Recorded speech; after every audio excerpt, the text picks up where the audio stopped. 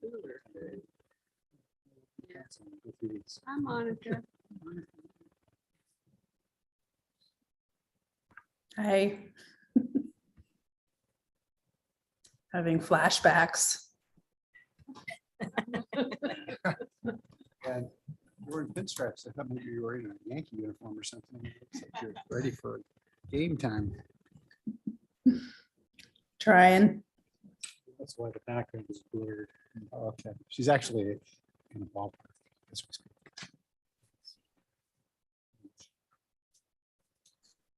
Good time to go see the Mariners. They're playing President break. Yeah, they're playing good. Are they playing? It's a break. 4 days. They get a break. They get a break So, next month. so people can tune in here instead of. That's right. Our ratings go way up. Our ratings are We'll have just 7 through people. the- Yeah. I might have to get out my red and yellow flags though. That's right. Oh, I see. We got one from our crew. Oh, you've got red and yellow, great. Yeah. We'll have to give you a sign because you can't see them out there. Are we ready? Okay. Welcome to the Ellensburg City Council meeting of Monday, July 18th. Would you all rise for the Pledge of Allegiance led by Council Member David Miller?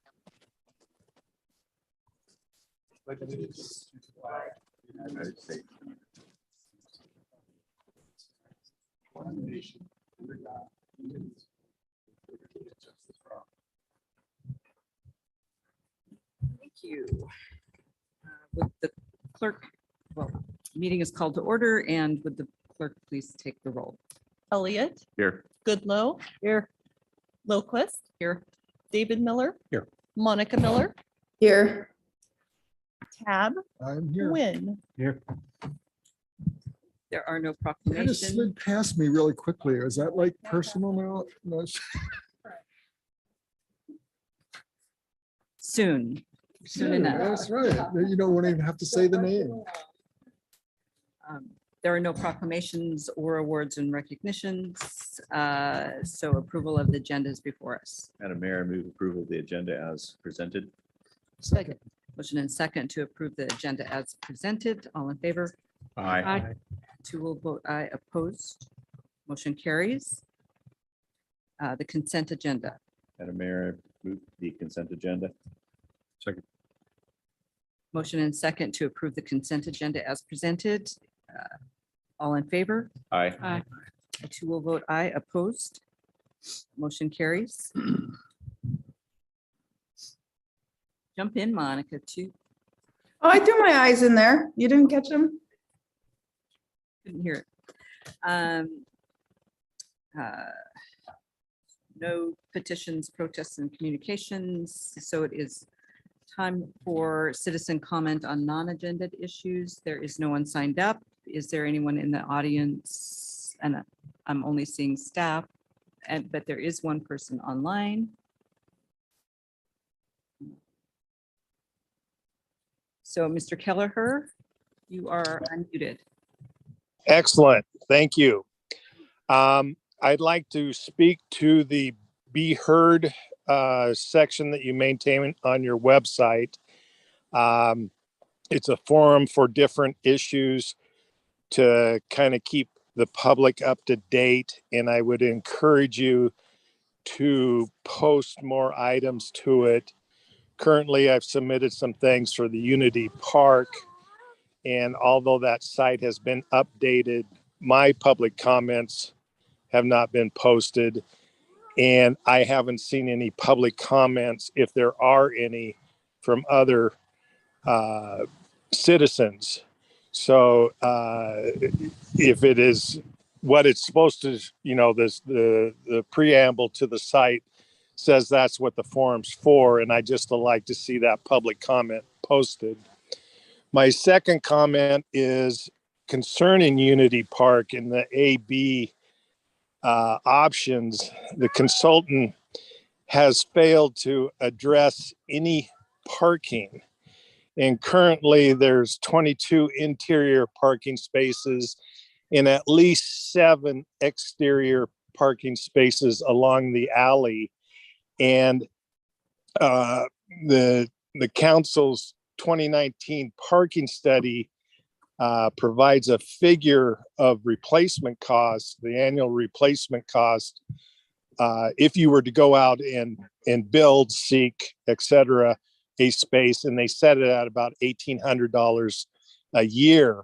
So in the AB proposals, the parking is all blown out. So that's almost $50,000 on an annual basis, a benefit, or what you'd have to spend to replace the parking. And I'm a little concerned that this issue hasn't been addressed. Thank you. Thank you for your comments. And as you know, we will not act on those tonight, but reserve the right to put those on a future agenda. Is there Thank any you. further? No further folks wishing to comment, so we will move to business requiring a public hearing. And this is item 8A, and I will read the script. So this is a closed record quasi judicial hearing in the matter of considering first reading of an ordinance approving the application to rezone certain property owned by DNR Jensen Rental LLC. I crawl back up there. Purpose of this closed record quasi judicial hearing is for the city council to consider the pertinent facts, applicable law, and to make final decision on whether to conduct first reading of an ordinance approving the application submitted by DNR Jensen Rentals LLC, number P22-012, to rezone 2 adjacent parcels from residential suburban to commercial highway. I will now open the closed record hearing to consider for approval of the zoning change application submitted by the applicant. I ask your cooperation in the following procedure. This is a closed record hearing. There has already been an open record hearing before the hearings examiner where evidence was submitted and testimony received. Under state law, there can only be one open record public hearing allowed in this proceeding. This closed record hearing means the council bases its decision only on the record developed at the public hearing previously held before the hearings examiner. Only city staff or Matt Sweeney, agent for the applicant, who already participated in the open record hearing on this matter through written comments or oral testimony received by the hearings examiner, can participate in this closed record hearing. No new testimony or introduction of new materials or evidence is allowed. Comments or arguments must address only the record already established during the previous open record hearing before the hearings examiner and must be directed to the issue of whether the hearings examiner's recommendation should or should not be adopted. If anyone presents comments that are not based on facts in the record, anyone may make an objection. If an objection is made, the person speaking will stop until the issue of the objection is resolved. When you are invited to speak, begin by stating your name and address and indicate whether you are speaking for yourself individually or as a spokesperson for a certain group or both. Speak slowly and clearly. Only one person will be allowed to speak at a time. Any questions of staff are to be directed through the council. The city clerk will be making a recording of the proceedings. The city council seeks to conduct this hearing in a manner that is fair and unbiased in both appearance and fact. Therefore, I would ask the council members the following questions. Does any member of the council have an interest in this property or issue? No. Nor do I. Will any member of the council obtain any financial benefit or suffer a financial loss as a result of the outcome of the hearing? No. Does any council member believe he or she cannot hear and consider this matter in a fair and objective manner? No. Has any council member engaged in communication with opponents or proponents regarding the issue outside of the public hearing process? If so, that member must place on the record the substance of the communication so that other interested parties may have the right at this hearing to rebut the substance of the communication? No. Nor have I. Is any council member employed by a party which has direct or indirect interest in any property, the value of which will be affected by a decision in this matter? No. No. Will any council member be employed by a party for which the potential employment may be a result of the decision in this matter? No. No. Is any council member a member of or involved in such associations or organizations, whether formal or informal, which take a position on the application? No. Nor am I. Is there anyone present at this time who objects to my participation or any council member's participation in these proceedings on appearance of fairness grounds? No. Seeing no one in the room, is there anyone? I'm seeing no one raising their hand online. So before we hear from the audience, is there a staff report to be presented? I do have a staff report. Thank you, Madam Mayor, members of council. It's Jamie Ailing with the Community Development Department. And what you do have before you tonight is a closed record quasi-judicial hearing for this site-specific rezone submitted by DNR Jensen Rentals LLC. They seek to rezone these two adjacent parcels from residential suburban to commercial highway. They own both of these parcels. They own additional property on the same stretch of road adjacent to these properties, which are already zoned commercial highway, and they have an interest in developing them as a whole rather than leaving two as residential in nature.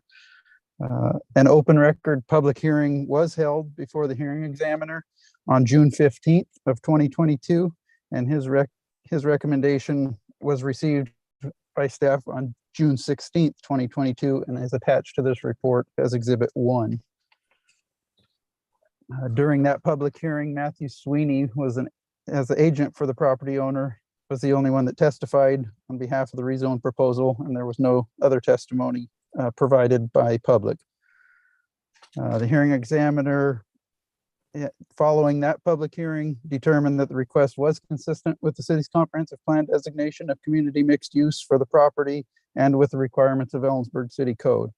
The hearing examiner therefore recommended that the city council approve the rezone from residential suburban to commercial highway with condition.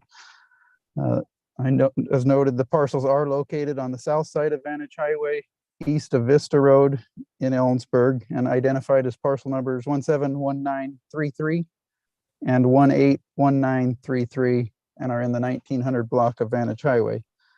It's a relatively flat piece of property, and there are a couple of residences on there that will continue until the time that the tenant is no longer living in there, and then they will convert these to, like I noted, a commercial use for that particular property. Access to this property is off of Vantage Highway, which is a principal arterial. For this project, they did a environmental review, and a SEPA determination of non-significance was issued on March 21st of 2022, and no appeals were made on that decision. We did notice this closed record hearing. We published it in the legal section of the Daily Record on June 25th. And we also posted the site, or the applicant posted the site with land use action sign on July 1st of 2022. We had not received any public comments prior to publication of the agenda, nor as of current. Per Ellensburg City Code, site-specific rezones are subject to type 4 review process, and the hearing examiner provides a recommendation to City Council after holding his open record hearing, which he has done. And he also finds that the application is in compliance with criteria in 15-250-060. Staff would suggest, if the council does approve this rezone, that you follow this public hearing with the first reading of Ordinance 4893 to implement the rezone. That's the end of my report. Thank you. Thank you. I see the staff's applicant, Mr. Sweeney, online. Do you have comments or arguments you would like to make at this time? If so, please remember your comments must be limited to the evidence in the record established by the hearings examiner, and you must not include or refer any new evidence or materials outside the hearing record. You will have an opportunity to address the council for an initial period not to exceed 5 minutes. If more time is needed, it will be made available after everyone has had an opportunity to speak. Mr. Sweeney. No. Good evening. My name is Matthew Sweeney. On behalf of the applicant, the only thing I have to say is I've practiced in multiple jurisdictions in the state of Washington, and I find Ellensburg planning staff to be first rate. Other than that, I have nothing to add to the record. Well, thank you for the compliment, but it has no bearing on the hearing. In a closed record situation, I don't want to risk adding anything. Thank you. Thank you. Okay, does staff have anything to add? I have nothing additional. And does the applicant's representative have anything to add? No, thank you. Thank you. Council, do you have any questions of the staff? Seeing no questions, before closing the public hearing, I wish to advise everyone present that the council reserves the right to reopen this hearing for additional questions or take additional comments later tonight or at a continued hearing if needed.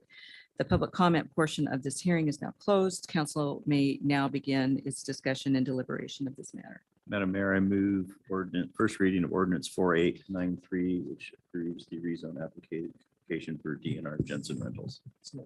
I think first we need to approve the rezone. Is that correct? That would be correct. So Sorry. I'll move that we approve the rezone request P22-012 from residential suburban to commercial highway zoning. Adopt the hearing examiner's findings of facts, conclusions of law, and decision and conditions of approval as outlined in Exhibit 1 in our packet. Second. Okay. And he did that all in one breath. Motion and second to approve the rezone request P22-12 from residential suburban to commercial highway zoning and adopt the hearings examiner's findings of facts, conclusions of law, and decisions and conditions of approval in Exhibit 1. Is there any discussion? All in favor? Aye. Aye. Aye. Opposed? That motion carries. Now, Rich. Oh, Just need to read that. I'm out. now we can conduct first reading if you'd like to make that. Madam Mayor, I move first reading of ordinance 4893, apparently reaffirming the rezone application approval. Second. Motion and second to conduct first reading of ordinance 4893 in the matter of the rezone request on Vantage Highway. Is there further discussion? All in favor? Aye. Aye. Aye. Vote aye. That motion opposed. That motion carries. An ordinance of the City Council of the City of Ellensburg, Washington relating to zoning and amending Title 15 of the Ellensburg City Code by changing the zoning classification of certain property within the City of Ellensburg from residential suburban RS to commercial highway CH. Thank you. And our next matter is also a quasi judicial closed record quasi judicial hearing in the matter of considering first reading of an ordinance approving the application to rezone certain property owned by D&D Investment Group. And another script that's going to sound very familiar. The purpose of this closed record quasi judicial hearing is for the City Council to consider the pertinent facts, applicable law, and to make a final decision on whether to conduct first reading of an ordinance approving the application submitted by D&D Investment Group number P22-015 to rezone a portion of a Should be a parcel. parcel with split zoning from residential suburban to residential medium to residential suburban and residential medium to residential medium zoning. I will now open the closed record hearing to consider for approval of the zoning change application submitted by the applicant. I ask your cooperation in the following procedure. This is a closed record hearing. There has already been an open record hearing before the hearings examiner where evidence was submitted and testimony received. Under state law, there can be only one open record hearing allowed in this proceeding. This closed record hearing means the council bases its decision only on the record developed at the public hearing previously held before the hearings examiner. Only city staff or Matt Stalder, agent for the applicant, who already participated in the open record hearing on this matter through written comments or oral testimony received by the hearings examiner, can participate in this closed record hearing. No new testimony or introduction of new materials or evidence is allowed. Comments or arguments must address only the record already established during the previous open record hearing before the hearings examiner and must be directed to the issue of whether the hearings examiner's recommendation should or should not be adopted. If anyone present presents comments that are not based on facts in the record, anyone may make an objection. If an objection is made, the person speaking will stop until the issue of the objection is resolved. When you're invited to speak, begin by stating your name and address and indicate whether you are speaking for yourself individually or as a spokesperson for a certain group or both. Please speak slowly and clearly. Only one person will be allowed to speak at a time. Any questions of staff are to be directed through the council. The clerk will be making a record of the proceedings. The city council seeks to conduct this hearing in a manner that is fair and unbiased in both appearance and fact. Therefore, I will ask the council members the following questions. Does any member of the council have an interest in this property or issue? No. No. Nor do I. Will any member of the council obtain any financial benefit or suffer a financial loss or as a result of the outcome of this hearing? No. Will I? Does any council member believe he or she cannot hear and consider this matter in a fair and objective manner? No. Mm, Me either. Has any council member engaged in communication with opponents or proponents regarding the issue outside of the public hearing process?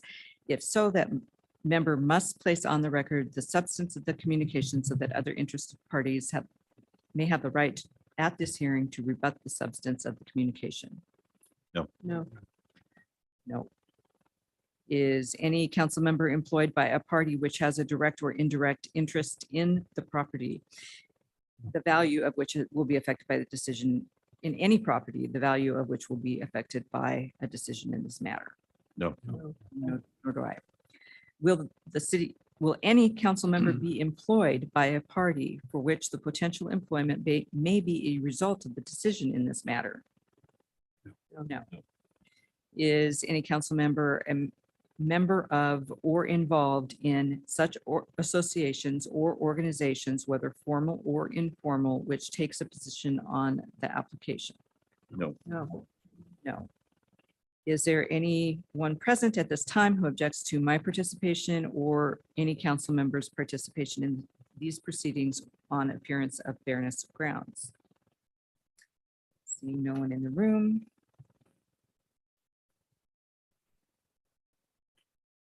And no one is raising their hand online. Before we hear from the audience, is there a staff report to be presented? I do have a report. Thank you, Madam Mayor, members of council. Jamie Ailing again with Community Development Department. And as noted, this is a closed record quasi-judicial hearing for a site-specific rezone, application P22015 submitted by Matt Stalder, agent for D&D Investment Group, who is the property owner.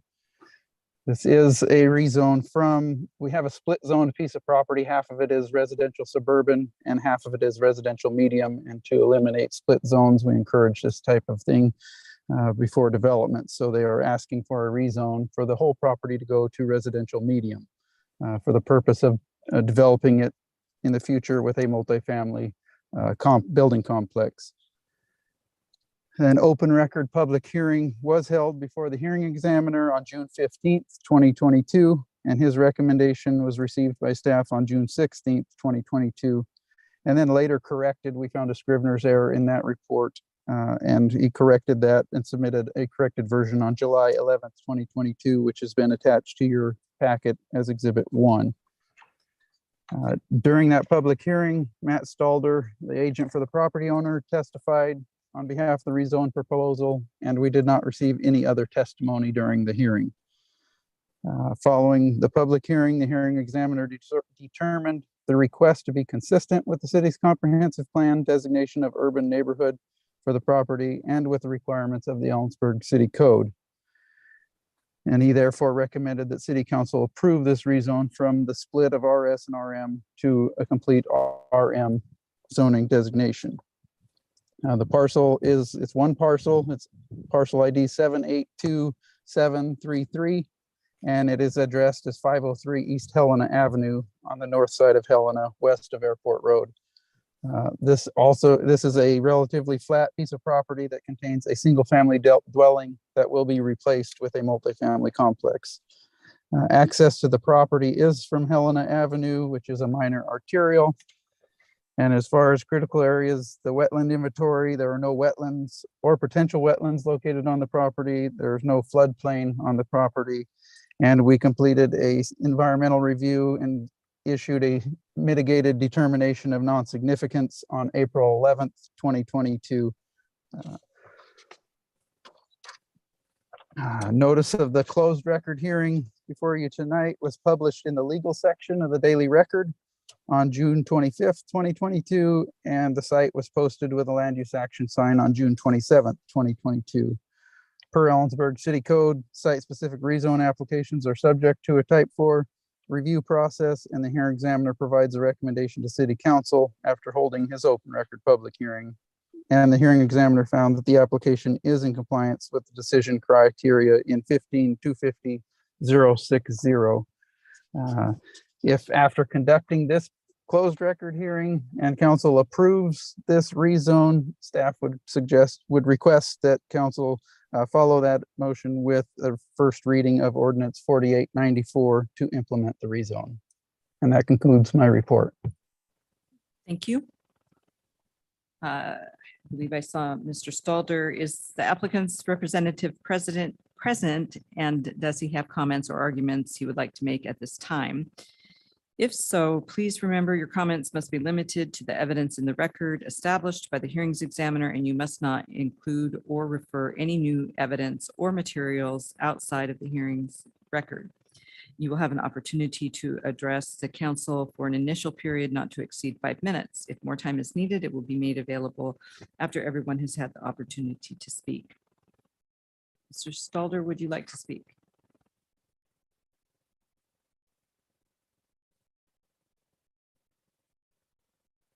It's not there anymore. Okay. Does the staff have anything to add? I have nothing additional. Assuming the applicant's representative doesn't either. Council, do you have questions of the staff? Seeing none, before closing the public hearing, I wish to advise everyone present that the council reserves the right to reopen this hearing for additional questions or take additional comments later tonight or at a continued hearing if needed. The public comment period of this hearing is now closed. Council may now begin its discussion and deliberation of the matter.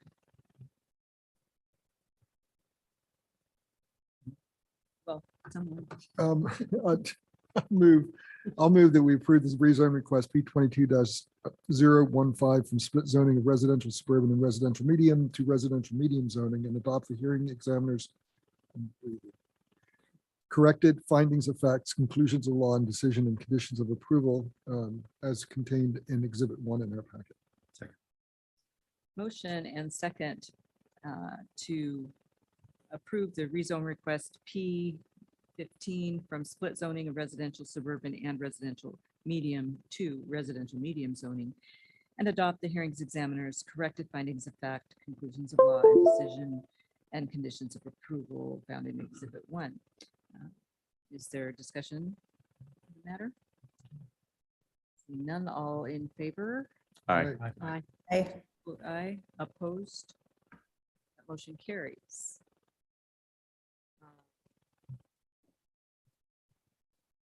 So, Madam Mayor, I move first reading ordinance 4894. Rezone approval for P 22015. Second. motion and second to conduct first reading of ordinance 4894, approving the rezone request for P 22015. Is there discussion? All in favor? Aye. Two will vote aye. Opposed? Aye. That motion carries. An ordinance of the City Council of the City of Ellensburg, Washington, relating to zoning and amending Title 15 of the Ellensburg City Code by changing the zoning classification of certain property within the City of Ellensburg from residential suburban RS and residential medium RM to residential medium RM. Thank you. We are at page 103 on ordinance eliminating requirements for extension of natural gas mains in residential subdivisions.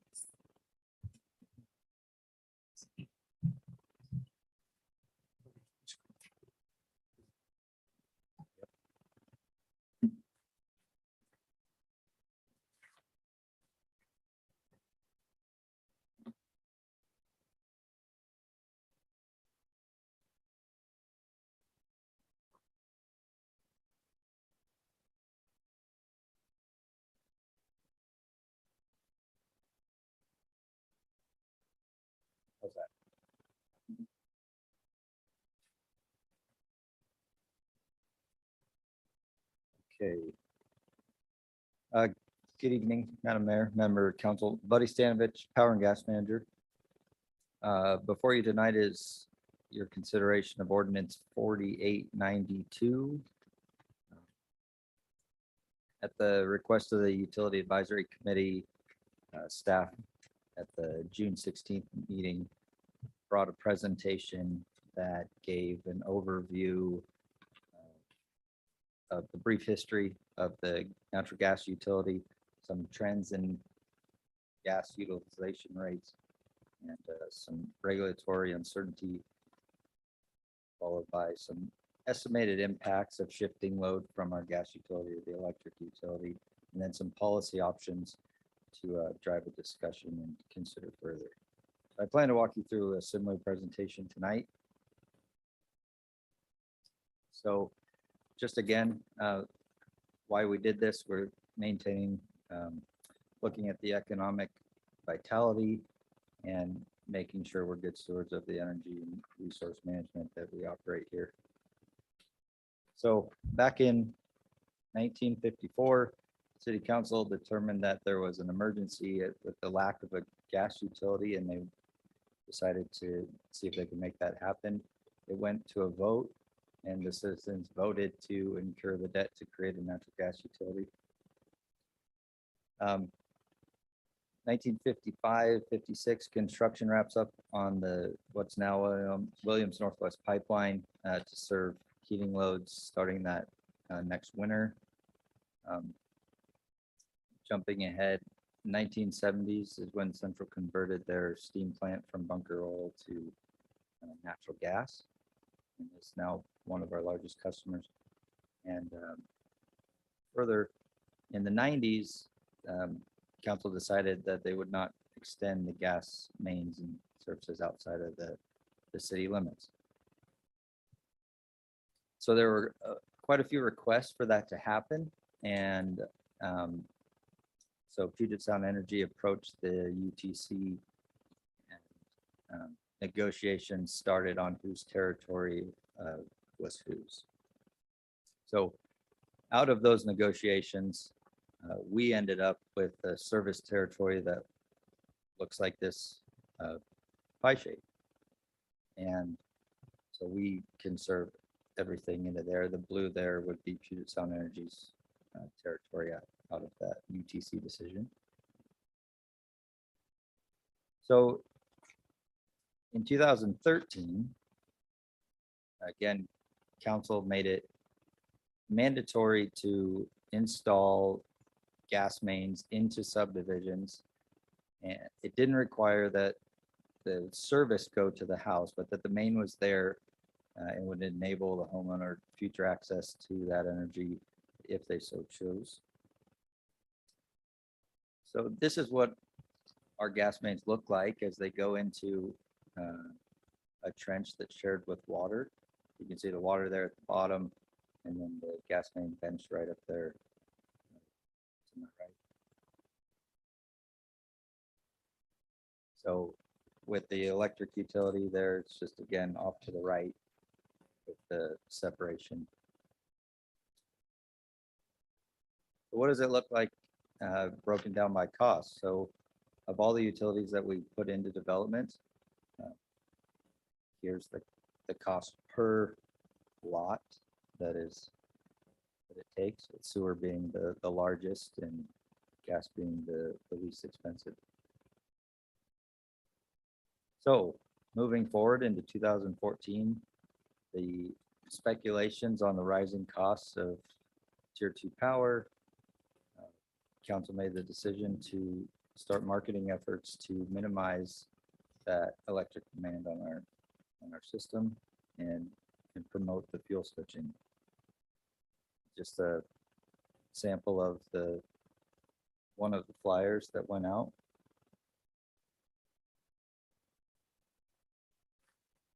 So tier 2 really is market power. There's a bunch of different products out there. It can be coming from a non-federal specified or unspecified resource. EPA has some tier 2 products, but it's very market driven, and tend to be shorter term contracts. And like I said, you could specify exactly what you want, or if you don't want to specify anything. What does tier 1 look like, which would then drive what tier 2 we need on top of that? So this is our 2021 power consumption that we bought, and the black line there is our tier 1 allocation. So what we're serving above or below our tier 1 allocation. Moving forward into some regulatory updates. So the Climate Commitment Act, we have, it was passed last session in Washington State, and it impacts, folks fit into one of 3 categories. Our natural gas utility is a covered entity, and there's opt-in entities and general market participants. We don't know where our electric utility is going to fit into here yet, but we will know more towards the end of the year. Why does this matter? Well, in the covered emissions and being a covered utility, part that is regulated is the natural gas that we serve to homes and businesses. And again, the electricity, we'll learn more by the end of the year. The Department of Ecology will be giving out no cost allowances, and those will diminish over time. As you can see here, pretty steep rate.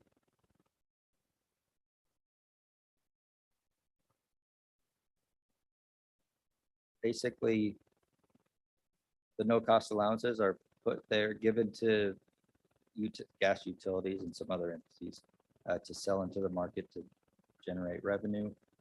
That revenue has some caveats on how it can be spent, but ultimately comply with those. So it brings us back to the discussion tonight, in that currently today, as a subdivision goes in, we do require that the developer bring in all the utilities. And for the gas utility, that means providing the trenching and backfilling, and the gas utility providing the pipe and installation of that pipe. What's the trend in gas usage into development? So here's the trend from 2004 through today. Rising 92% of our lots that we see going in are utilizing gas. Looking at it from a development basis, so here you've got the green bar shows the number of lots in the development, and the gray bar shows the number of lots utilizing gas. So to the left, those are completed developments, and to the right, those are developments underway. And so those are where developers have told us that they are planning to use gas to serve those lots.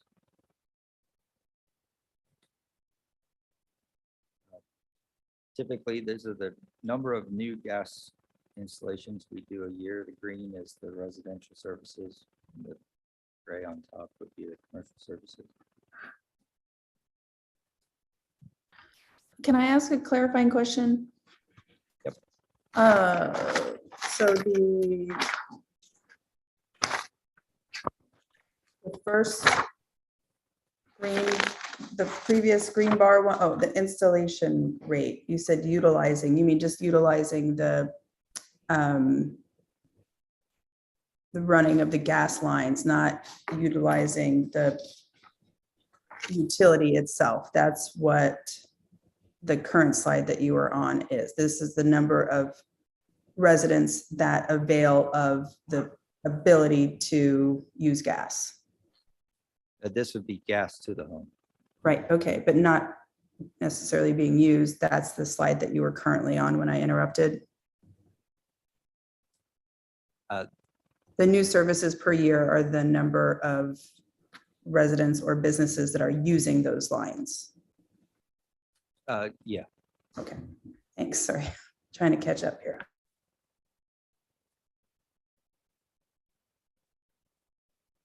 So here, just showing our annual gas consumption year over year. We're staying pretty flat, as you can see in the green bar there, and then the customer growth, they're on that right axis.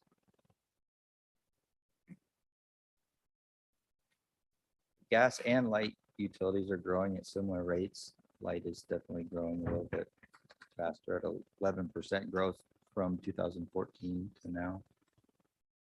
Still 11 and 8% customer growth. So here, the green in this chart is showing our purchased energy in megawatt hours.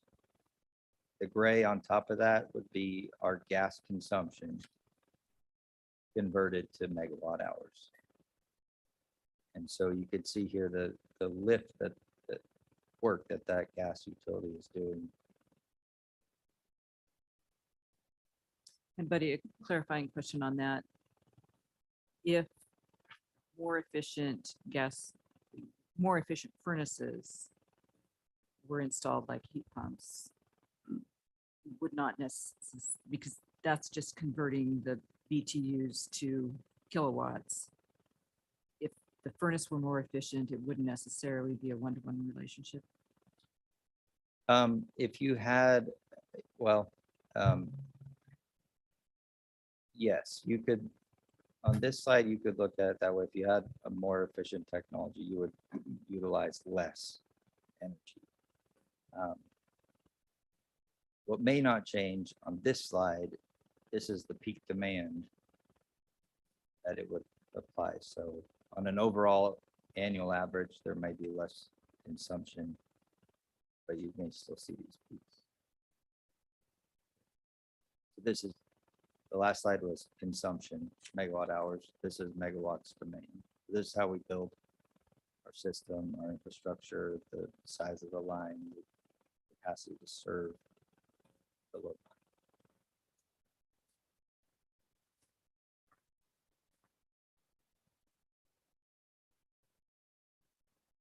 This is the shape that our customers use gas on a daily basis. So you could see the morning ramp to about 7 a.m. It peaks, dips down a little bit, and then rises in the evening as to be expected. Currently, the market power, this is kind of the fuel mix of the market power that's available. Now, again, with tier 2, I said there's specified and unspecified products. This is just a general market mix, and on a daily, how it looks in a daily shape.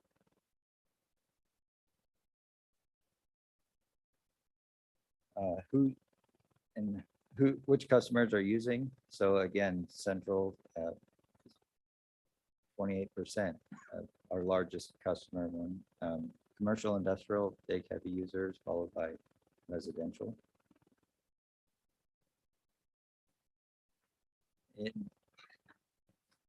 What I've done here is I've just taken 2,000 kilowatt hours, converted. Yeah, So, Bruce. If I may, if we could go back to that, the pike. So what is that telling us? I mean, Central is using natural gas for heating, right? So that consumption, that 28% fundamentally that's how they're heating their buildings, right? Residential could be heating and stove. I mean, there's a variety. So to Nancy's point, even, are they making more efficient gas stoves, or I don't know, but probably not, because if you turn it on and you go high, it's gas. But so then our commercial load is what typically? Is that heat? It's heat, cooking, industrial processes. It'd be a wide variety. And is that convertible? So if we were at some point wanting to encourage less consumption of gas, are the uses that are in our commercial sector potentially convertible in the same way that we do an awful lot of focus on residential? And what this chart's telling me is our gas utilization, whether it's peak or whatever, is more than 50% is either commercial or central. So even if we're effective on the residential side, if our goal is to phase, we've got a significant segment of our community that. So, yeah, and I guess I would add, there's a difference between space heating, and CWU is still primarily space heating, a lot of the residential space heating. And I think I may be wrong, but I think the furnaces, space heating takes more than, well, water heating is pretty substantial too, but more than the stoves. But Yeah, I versus just, the industrial, and the industrial processes like Twin City Foods won't be able to use electricity. Right. I think that's what you're asking. yeah, There yeah, are it's just, I've not seen it laid out this way. Yeah. Because so much of our conversation, even per this, the ordinance that we're potentially discussing, is more or less around residential development. But if we're talking about being able to manage and ultimately wean ourselves from gas, if that is ultimately the goal, over 50% of our consumption is either through the university or our commercial sector. And I just think so I'm just, and that's all. I don't want to dive into it. It's just, I think it's the first time that I've been able to recognize that mix. So I'm sorry. No.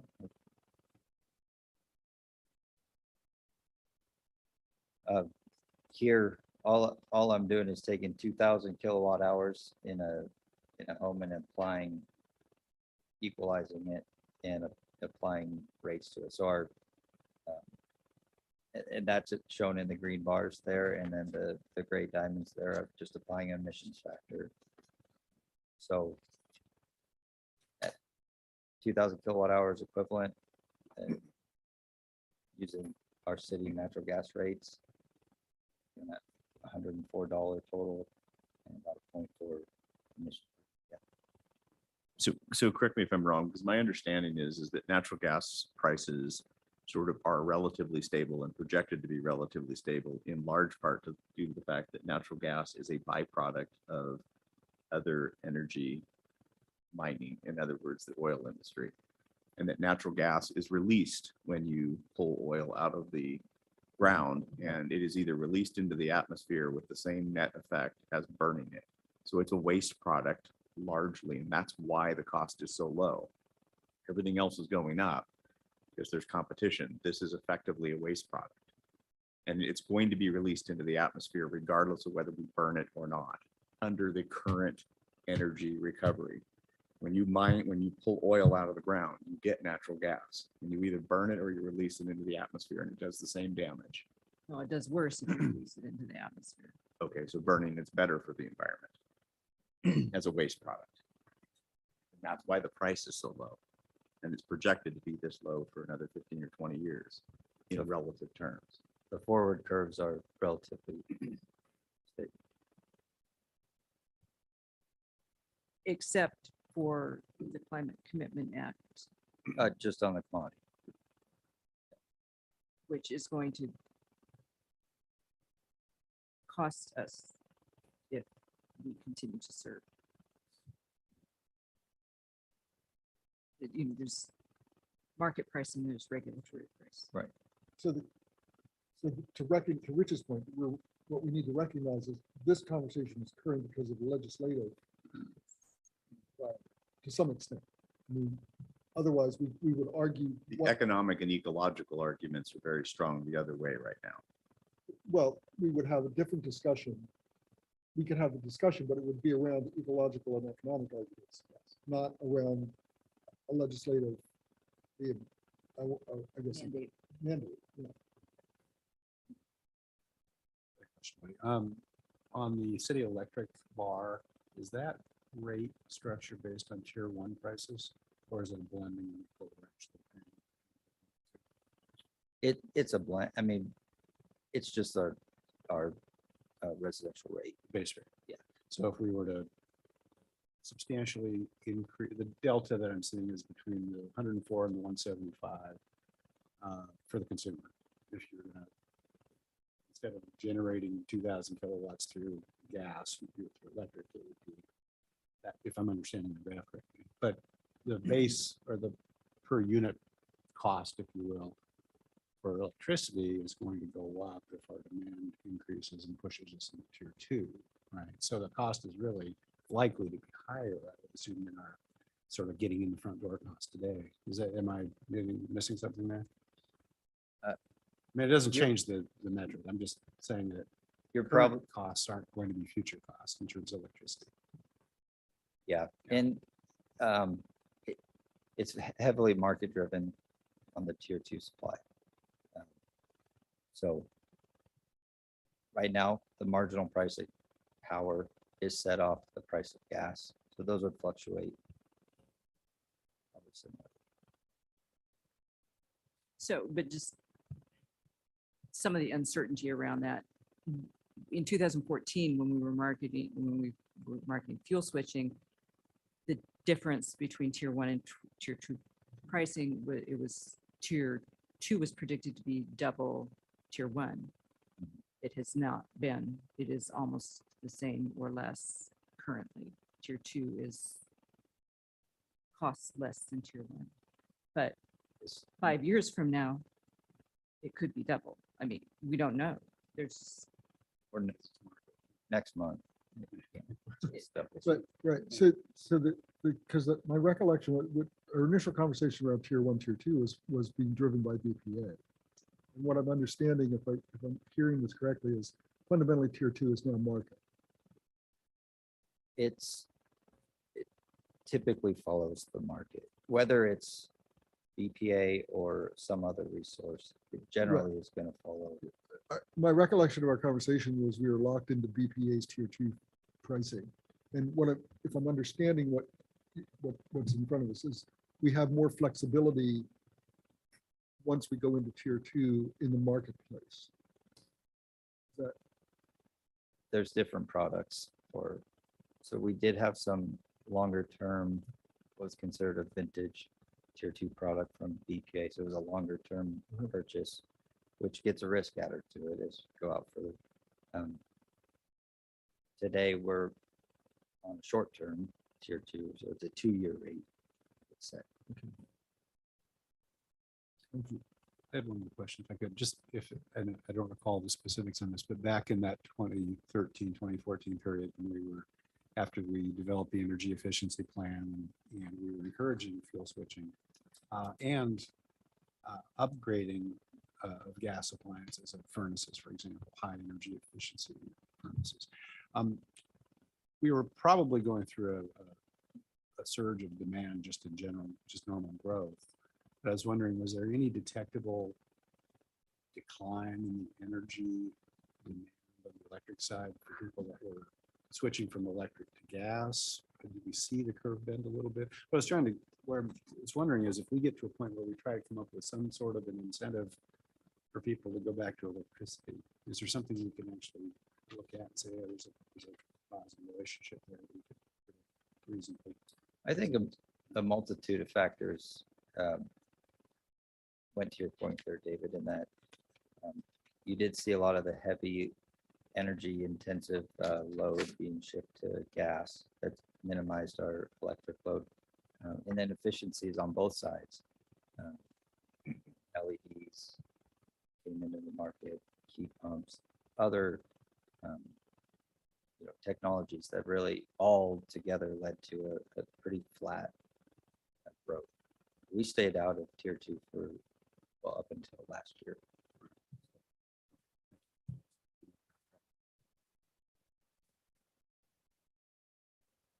Go ahead. So I've got to admit that I lost the ability to track the climate somewhere in the initial things that came out. And so I don't envy you any of this.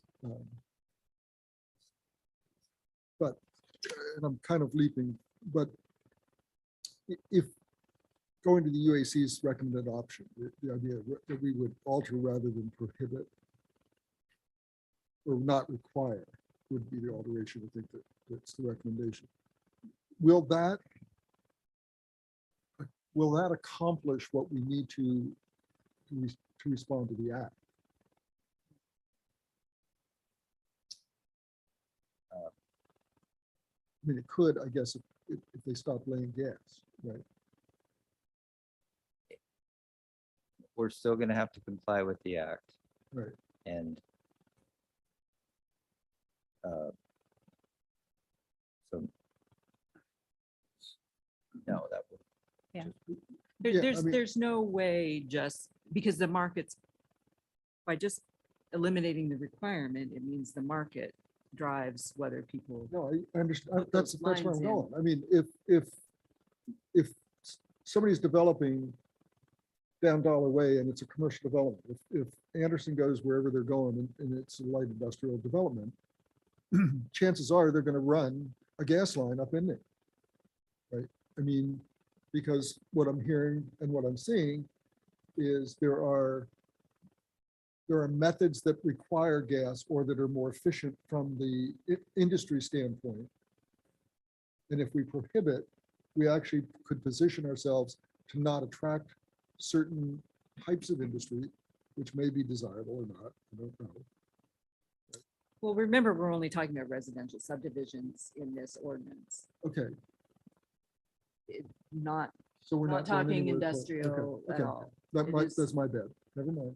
But I guess I was thinking the same thing along I mean, ultimately, the market's going to dictate what happens, whether we meet any metric for reduced emissions or not, because I think the developers of the new subdivisions are going to have to make a decision on their 100 plot subdivision. If their homes, the homes they're building, if their customers are going to pay a premium, they'll be willing to consider having gas furnaces to be a premium, then they'll invest in running the gas lines, right? There's no prohibition. We're just saying, do it if you want. Well, So it's going to be a but market. our option is to prohibit. Well, I'm saying on the option of altering that.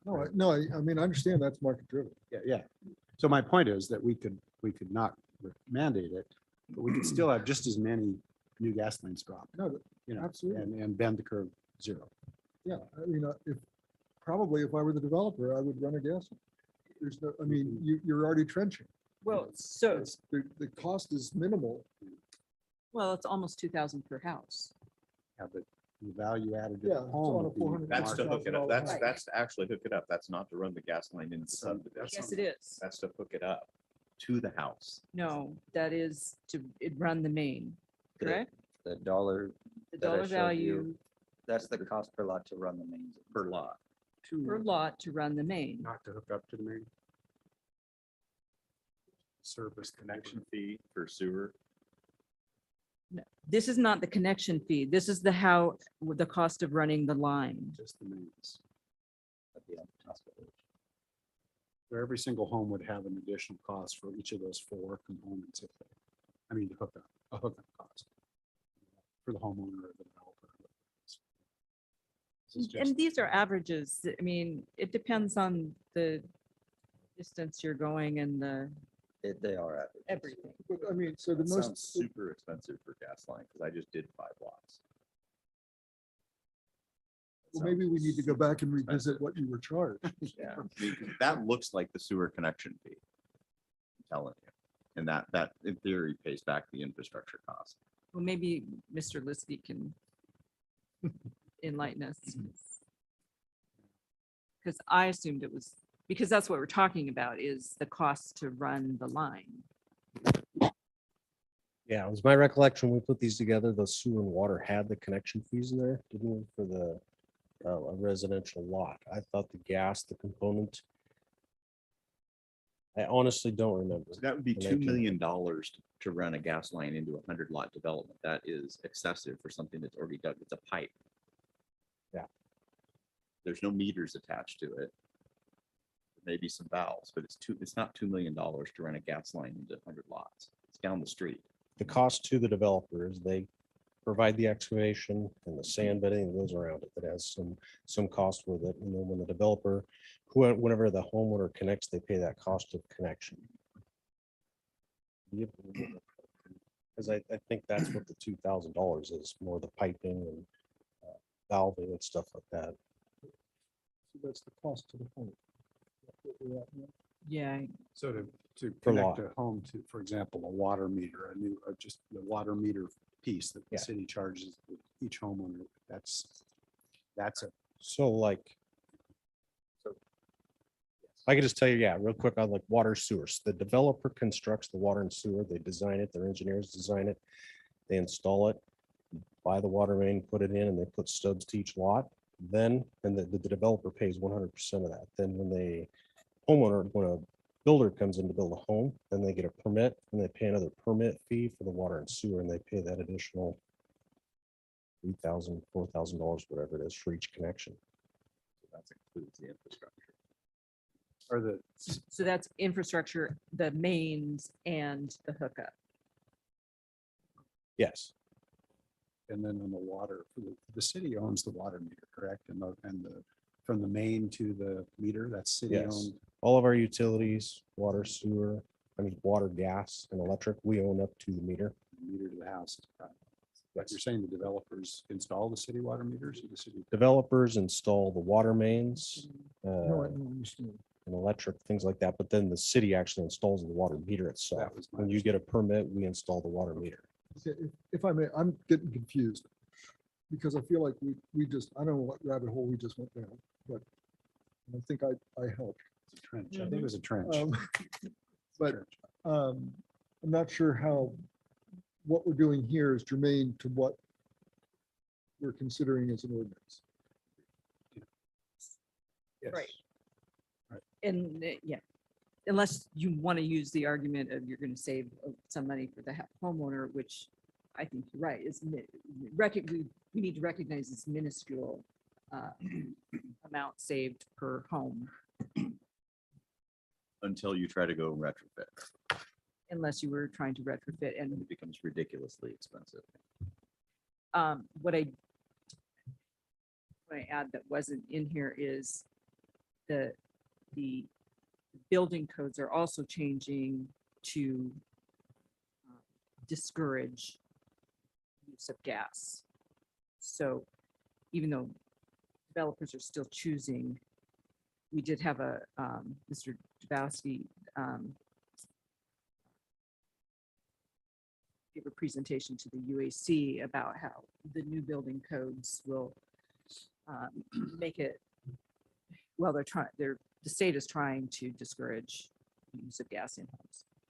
So I have a question, maybe it's for UAC or for staff, but as far as the recommendations go, Paul, we're talking policies, encouraging or just, incentivizing or disincentivizing. Is there, and this may be regulated, and I'm not sure it's even possible, but has UAC looked at the price that we charge for the gas as a way to discourage people from using gas over electric, or is that not part of the discussion? Utility rates are supposed to reflect this. And any overriding policies, I assume, in terms of if you want to prohibit or discourage, there must be some element in there. Maybe it isn't possible regulatory. I mean, it seems like the only way we've got, as Councilmember Elliott said, we've got cheap gas. If you want people not to use gas, it seems like the only way to change that is to change the price, which maybe we don't have that control or want that control. Right, the $5 gallon gas we have now, Yeah. people are still driving just as much as they Yeah, were. that's true. That's true. So, I mean, this is, again, I don't want to take us, because we really just need to move on this ordinance. But ultimately, this is about emissions and compliance. And you threw one, there was one slide in there around cap and invest, and I know that that's, I mean, so ultimately, are we positioned because we own the utility to play in the cap and invest game? Yes. Yeah, Thank you. they were, No, Next. I'm sorry, buddy. so, yeah, we are a covered entity. Our emissions are from a natural gas distribution company, and they're over 25,000 metric tons. And so by 2030, we were supposed to reduce the amount of emissions by 45%. Or by,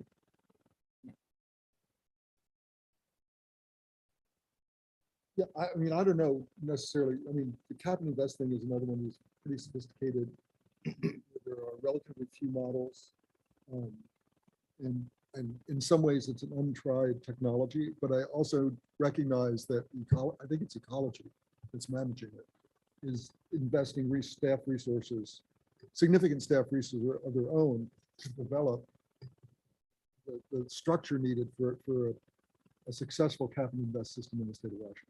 That's Right. And I would maybe add, there's a significant amount of work that's going into rulemaking right now for the Climate Commitment Act. So all of these rules are not final. Last week, I believe I shared with council an advocacy letter for the small utilities to potentially have another pathway for compliance because the rule really was targeted toward large energy providers. And so there's a significant amount of uncertainty. I just want to make that clear. And all the rules are being made as we speak. And so what's the policy that the UAC recommended is really a small step that would not have a significant amount of movement toward compliance to what we now know the rule says and the cap and trade investment system as we understand it today. It would be a very small step and would just essentially open a door toward a change in our policy. so if I could add, and the reason I promoted it was because I'm looking at all of the new development that is happening.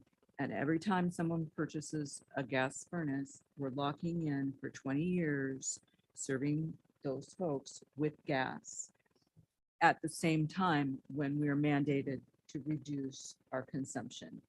And so I'm foreseeing a time when we encourage the switching back to electric and heat pumps and more efficient technology. It's not it's the gas per se, because there are heat pumps that are with gas backup that would be the more efficient technology.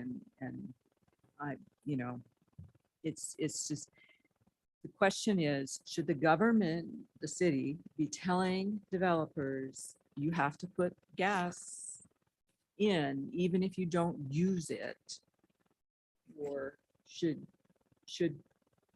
which granted, to Rich's point, allows the homeowner to later hook up if they so choose at a time. But so do we want to do that? Or do we want to let the market play that out? And if, I mean, we've got a 92% of the developers are taking the gas. So, I mean, it's going to be a really minor step in the direction of market controlling who puts the gas in, which developments the gas goes to, rather than it being a mandate. So I'll move that we do conduct first. What? He's not done. Are you done yet? I mean, Oh, 3 more slides. Bruce got impatient and skipped the well, he did. I mean, policy choices. I'll just finish real quick. Okay. We got to here. So these were the 4 options presented to UAC. Continue, monitor. So this is what we're doing today. And then alter, not require, alter, prohibit. And utility advisory committee recommended. What drove the ordinance? That. Now I'm done.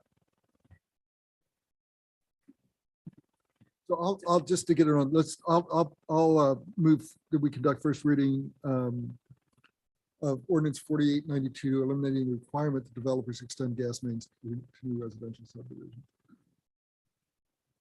I'll second.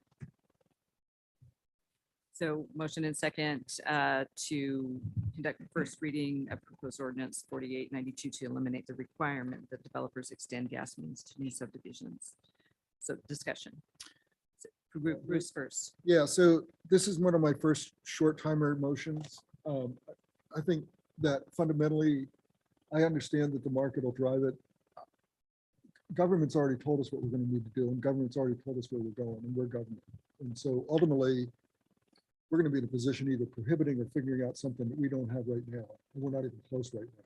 And the penalties that come down are either going to come down on us as the city, which then will be passed on to ratepayers in some way or some means anyway. So I'm more than comfortable because because this is, it makes sense to me. I mean, you know, you're saying let's move with the market, but to your point, if you don't prohibit, you run the gas line, somebody hooks in a gas stove, you got 1,350 units going in off of Bull Road, and 90% of those units have 20-year furnaces. We haven't done anything.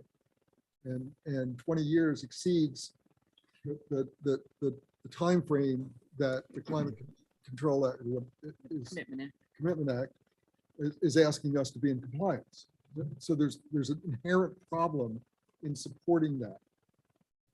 That said, I made the motion because I think it is a small step.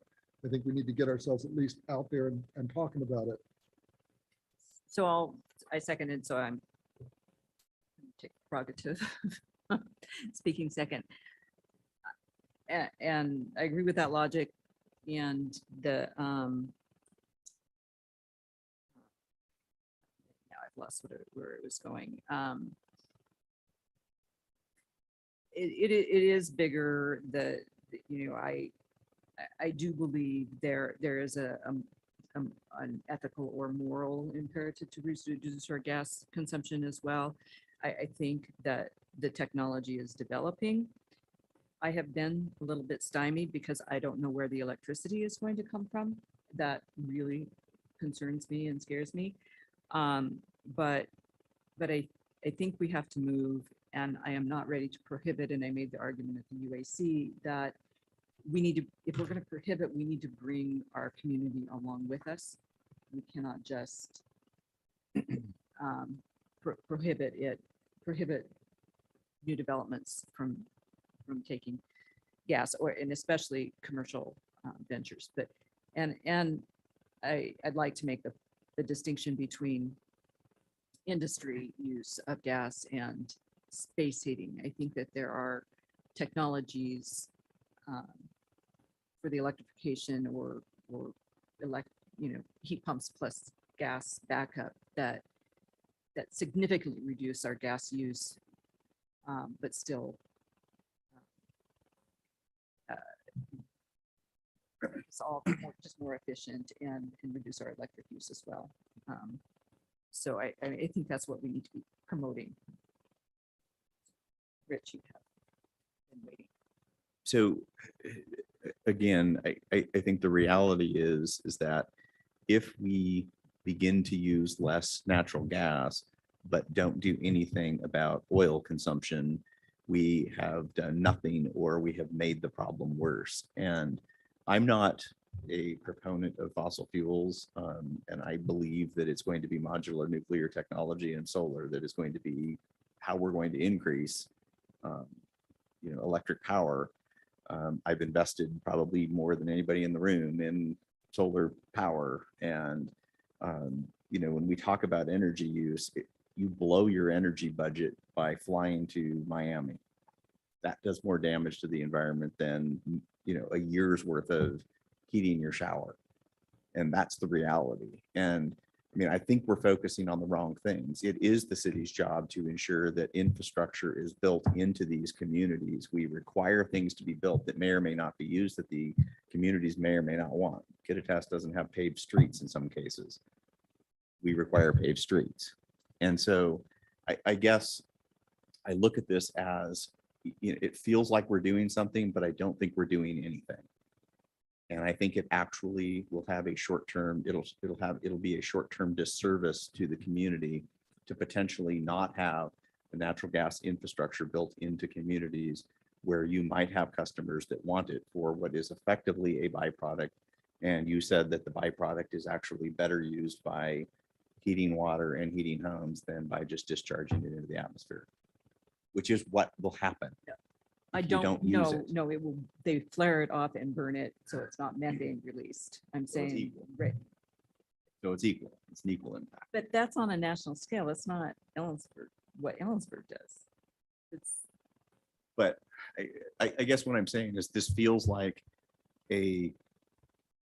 okay, we're gonna take a small step, but it's going to make absolutely no difference. I don't really have any heartburn with it because I think the market will pick it up anyway. I won't support it.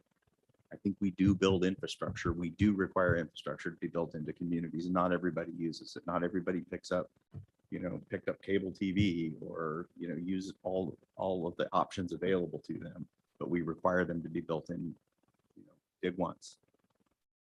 And the retro for utilities and infrastructure is ridiculously expensive and environmentally damaging if you have to go back and do it. Tearing up a street and burying something afterwards has a massive energy budget attached to it. The infrastructure does no environmental damage. It's the use of the gas. is there anyone else who would like to speak to the matter? No, I think it's all been said.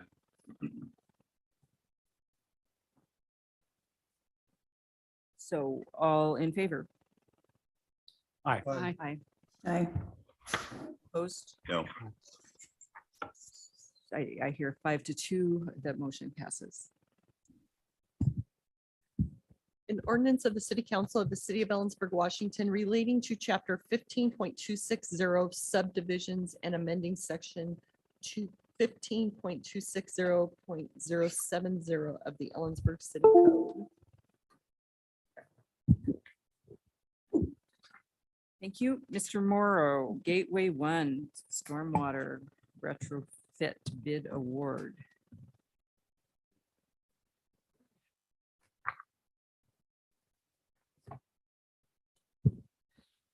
Thank you, Madam Mayor, members of the council.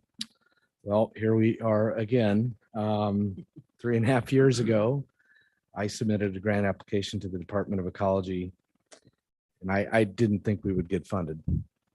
And after 2 long years of laborious, painful design and permitting, and a complete 1-year shutdown, which was out of our control, we got the consultant back on track to work after being shut down for a year, put together a bid package, and then the economy kind of tanked. So I have to be honest, many times I gave up. I really didn't think we would ever be here tonight to see this ever get built, but I bring some good news. We have a great bid from Rotsky Incorporated. It's very close to the engineer's estimate. We have some time left on our contract at the college, but not a lot of time.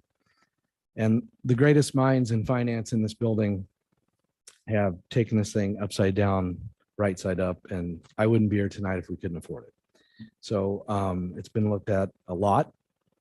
I've also submitted an amendment to our agreement with Ecology to hopefully get reimbursed for a substantial part of that cost.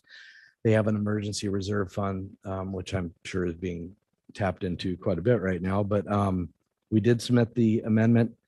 We won't know for a couple months, but I wouldn't be here tonight if we couldn't afford it. So something I learned a long time ago, 25 years ago when I first started public service, is there's no I in team, but there's an I in win.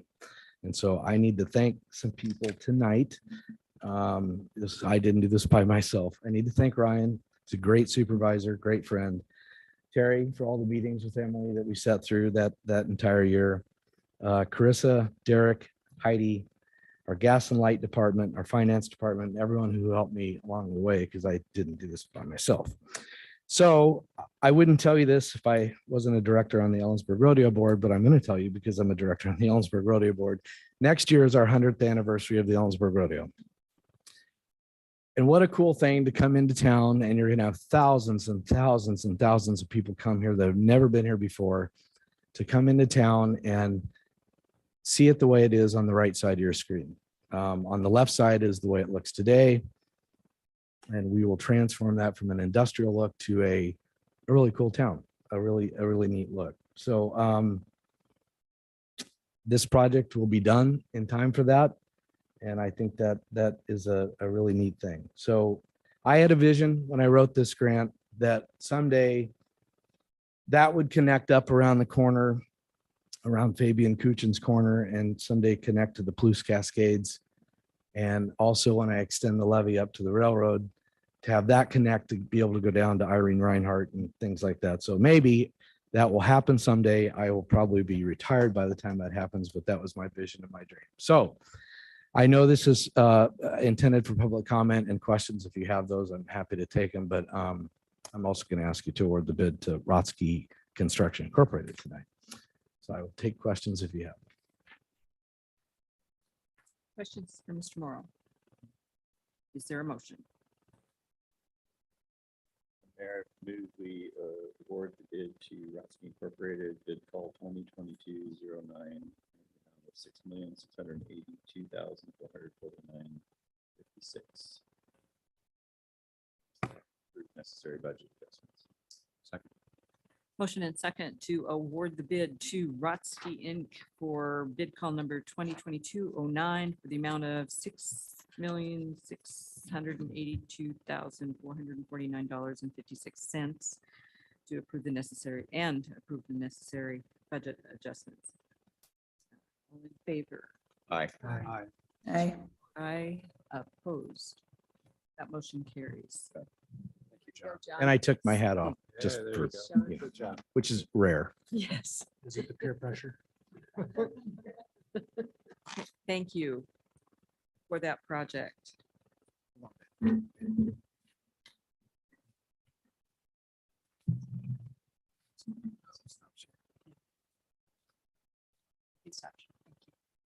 Okay, so next up is the ad hoc committee's homelessness recommendation for establishment of a year-round overnight sleep center. So Heidi Burns away, your city manager. I'm here to present a recommendation from the ad hoc committee on homelessness. Just a little bit of background. Council has several years. It's been affordable housing has been a priority, and it was called out as part of your vision. And seeing over the last year a rise in the visibility and public health and safety challenges surrounding people experiencing homelessness, at the joint meeting of the county commissioners and council in December last year, an ad hoc committee was formed. The ad hoc committee began meeting in early 2022. It was staffed by some of our city staff, county staff, And Councilmember Tab and Commissioner Oshatis were the leads, along with a number of nonprofit service providers in the community. And the charge was really to explore some of the behavioral health and intervention treatments, the limited ability to enforce camping regulations on public property, and the need for shelter and options for shelter services, and really to explore those gaps and partnership opportunities that exist or need to exist within the community.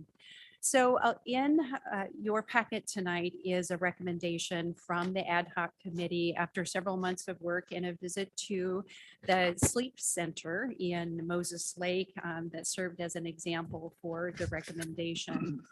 And essentially, some of the work was to identify those gaps. And I just want to kind of highlight some of those gaps that were identified through the ad hoc discussions.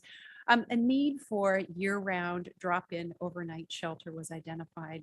And also, we do have limited options, especially in Upper County, for shelter and for other services.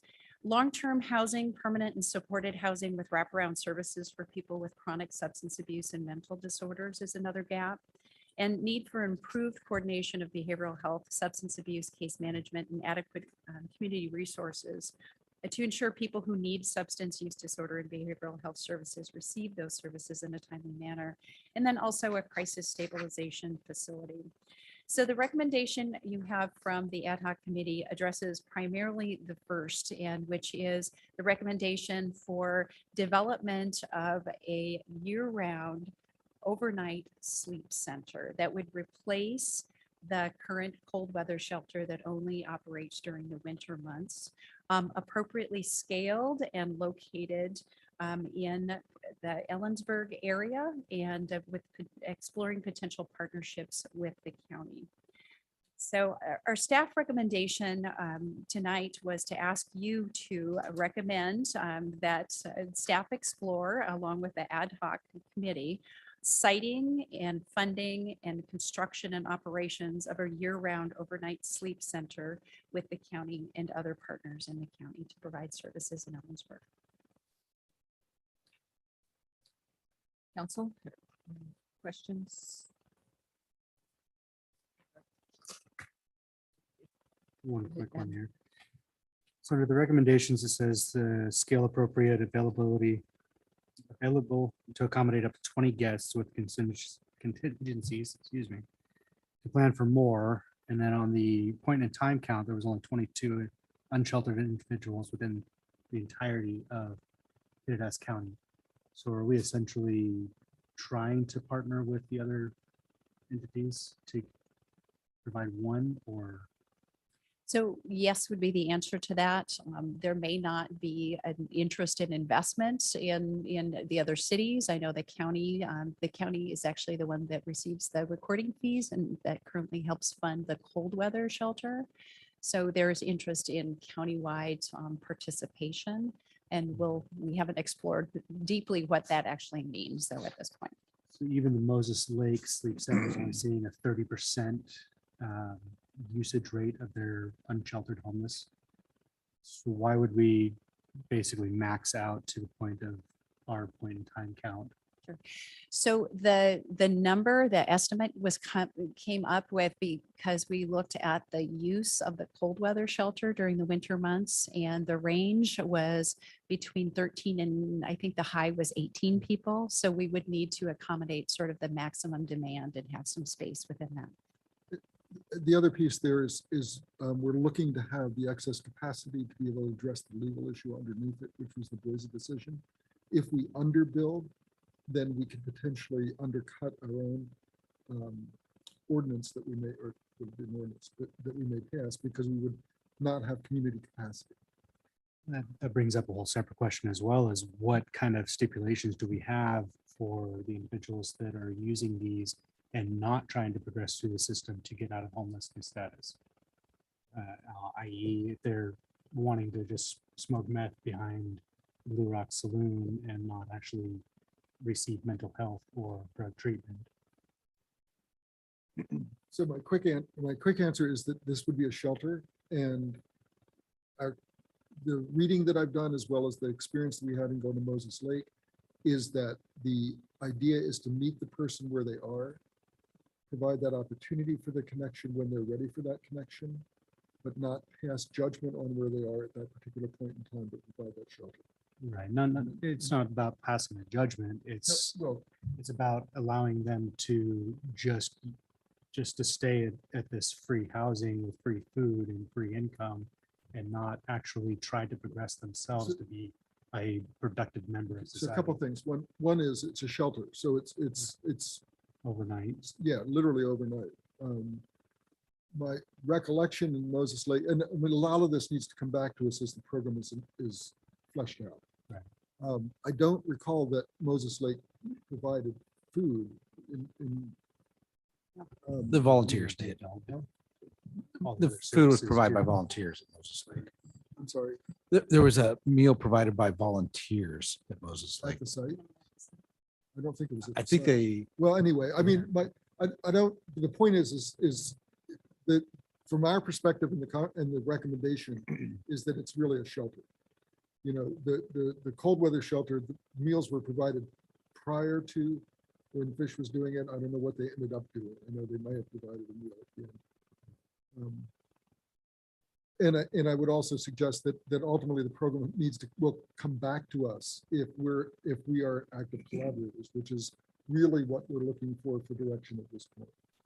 I mean, I understand, I'm not Right. arguing. No, that answered my questions. I appreciate it. Thank you. I just a follow-up. So the on page 148, the line is the utilization of voluntary mental health and substance use disorders is low. And I think maybe there's an assumption that Housing First will increase that, and so, yeah. So is that been proven in other, I mean, how does that work? It's all interrelated, and you have to capture everything. But if you don't stabilize the person, they have no place from which to make a decision because they're worried about freezing to death or security or food. They won't make that.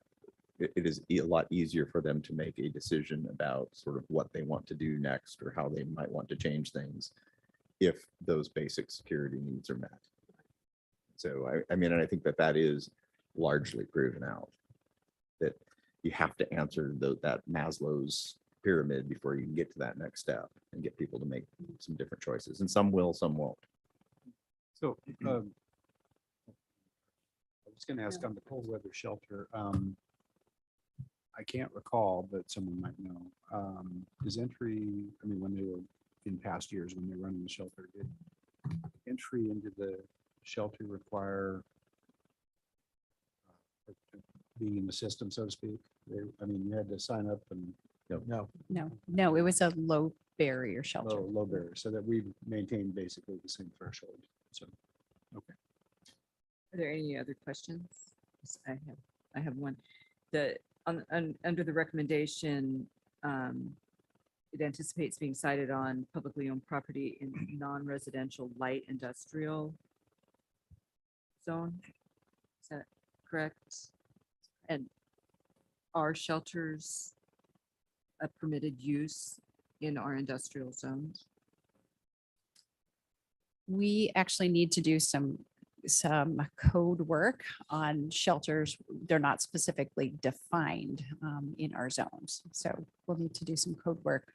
Because as it would well. be a sort of residential kind of use, or, but maybe not, maybe it's some motel kind of use. Right. So we will need some code amendments. Okay. And I don't know how much publicly owned industrial land there is in the community. Most of it might be public reserve, at least land that we can access. Well, that would work, but again, code requirements. So if we move forward with this recommendation, we're not tied necessarily to these specifics. That's correct. We can be flexible about industrial zoning. Correct. Well, and I'd like to point out, it says near Ellensburg, it does not say inside the city of Ellensburg, and the county is a partner here and a whole bunch of industrial land near the airport on bus lanes. commuter services. Yeah. It's not in the city. That's correct. That- and then there's the FFA. One more on that one too. Is there a timeline that we're working toward, given isn't the current cold weather shelter not available this year? There, and that's really the location from last year at the Methodist Church is my understanding it's not available. So there is an urgency to create some solution for, and maybe that's temporarily locating a shelter somewhere in partnership with a faith community, but there is an urgency for the cold weather shelter for that same time frame this year as we move into the cold season. So if we agree to move on it and to ask for more specifics, I guess, is it possible that something like this could be completed by the cold weather months? That's a pretty big lift to do in just a few months. And, but again, I think there have been discussions amongst the ad hoc committee about options for temporary locations and partnerships to make sure we have something by the time the snow flies this year. So Nancy, did you have a comment or a question before we move to seconds? I think, Adam, you have something, and then David. Yeah. When, if we do move forward with this, I assume we're going to be bringing back the county commissioners and speaking with them more on this. Would we be bringing in any Cle individuals from their city council as well to talk? So if other entities, other jurisdictions are interested in participating, we can absolutely do that. And so this recommendation also is going to the county commissioners at the end of the month to ask for their support to move forward with a recommendation with a potential partnership. Just, there has been a member of the Roslyn City Council that's been sitting on the. David? I just had a question. One of the bullet items in the recommendation was dedicated funding for ongoing operations. Has there, or there will obviously need to be, but conversations about funding for the capital expense. I assume county homeless or affordable housing money might be available, especially if we partner, but is the ad hoc committee looking at the source of funding to acquire these units and get them established, not just operating them once they're. Yes. Do we have an idea of how much that would be per unit?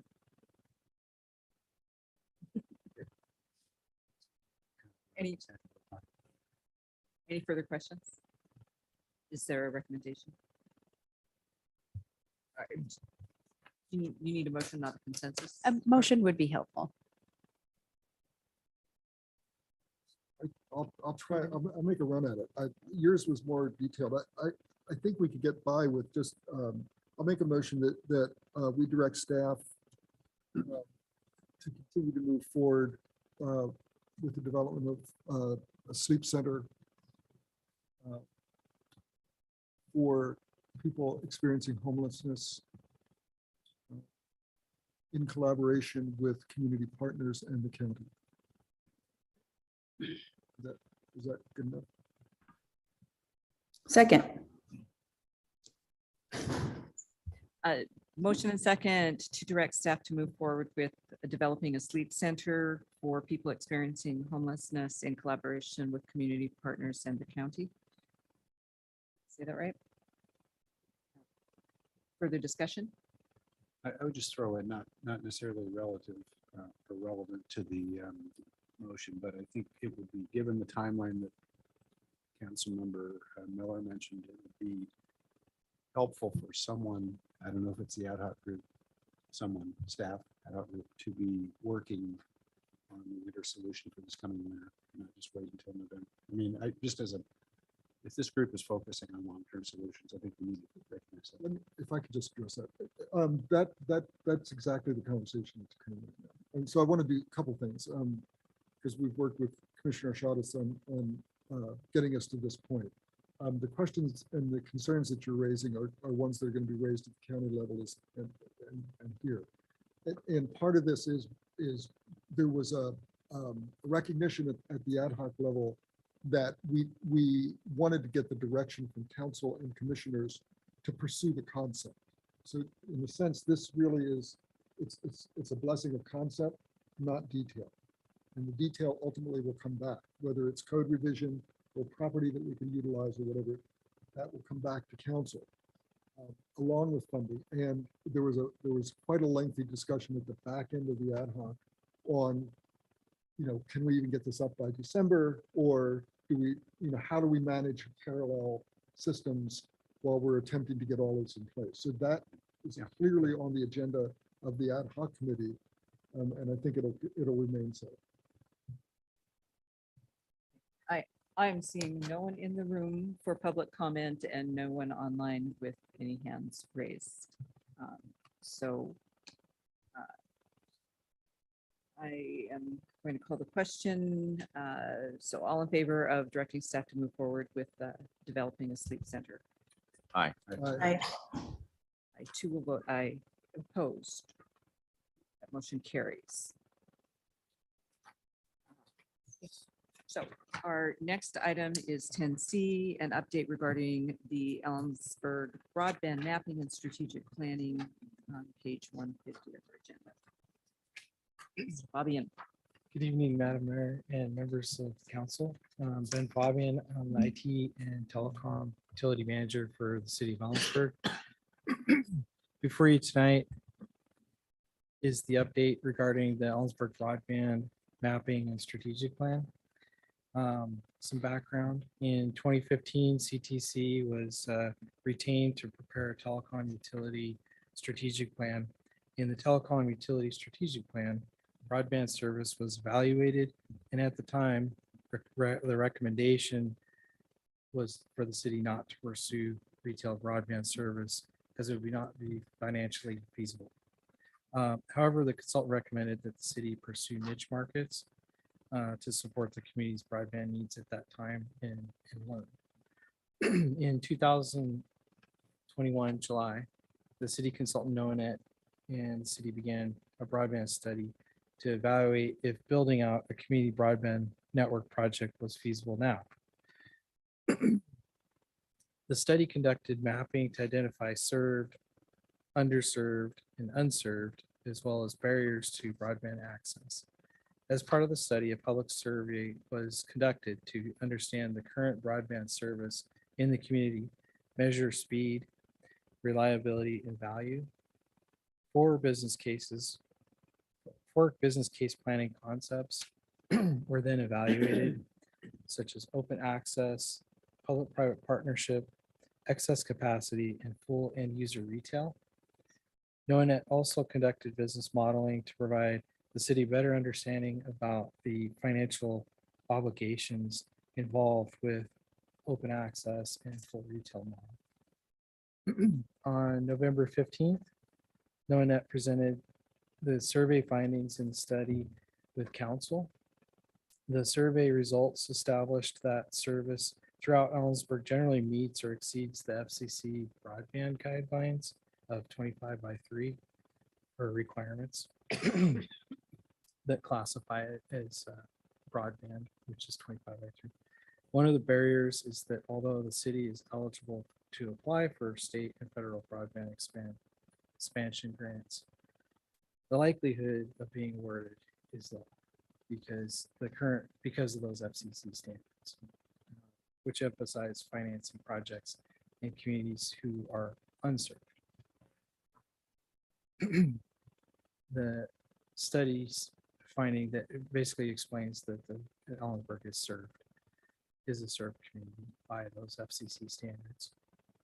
During the March 7th study session, Noanet continued the discussion regarding different broadband business models and also shared the local providers are planning to improve services and build out more fiber in Ellensburg.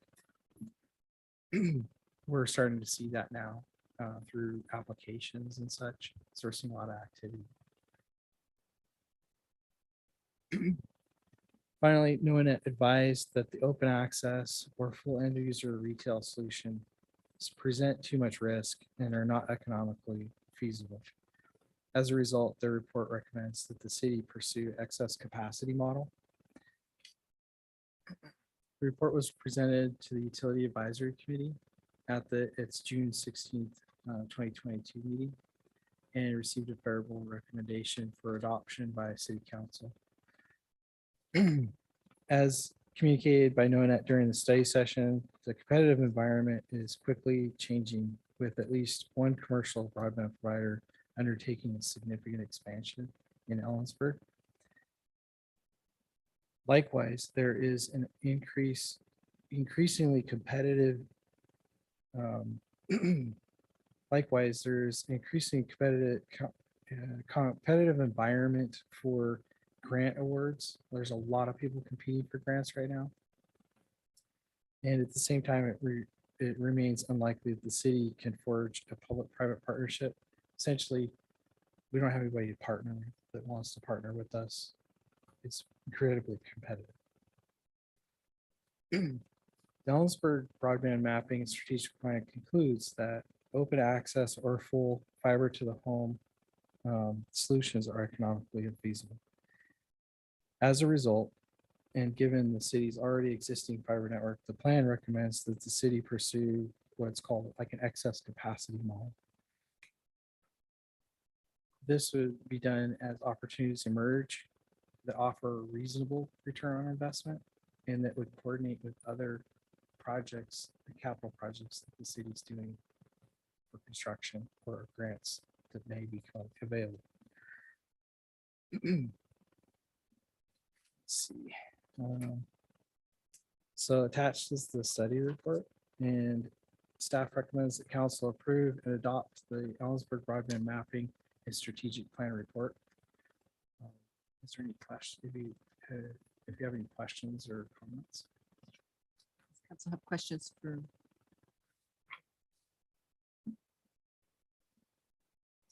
Seeing no questions, is there a motion?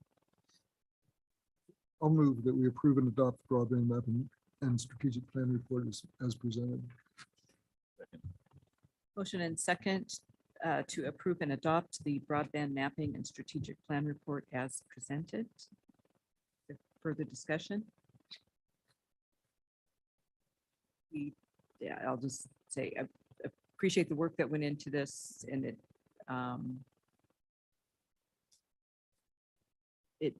I guess kind of narrowed itself down just by process of elimination of what direction we needed to go. So, all in favor? Aye. Will vote aye. Opposed? That motion carries. Thank you. Thank you.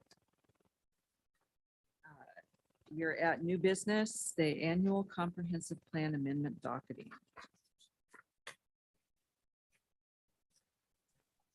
We have Jamie Ailing that's joining us here. Thank you. Good evening. Can you hear me? Yes. Yes. Okay, great. Good evening, Madam Mayor, members of council. Jamie Ailing with Community Development. And what we do have before you tonight is the consideration of the proposed amendments for docketing for our 2022 annual comprehensive plan amendment process. Through the Growth Management Act, it dictates that we're only allowed to amend our comprehensive plan one time each year.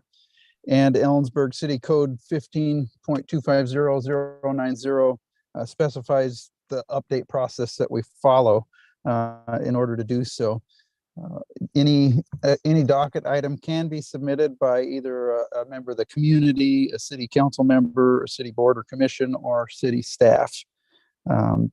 Through this 2022 annual comp plan amendment process, we have by the June 30th deadline, we received a total of, there's 6 in your packet. There's only 5 actual proposals, and then I combined 2 of them as carryover items from last year. So there's a total of 6 docket items to consider. And The process spelled out is that by our second, they submit them by the end of June, by this meeting right tonight in July. Is for council to consider which ones to docket, which ones have adequate information to move forward.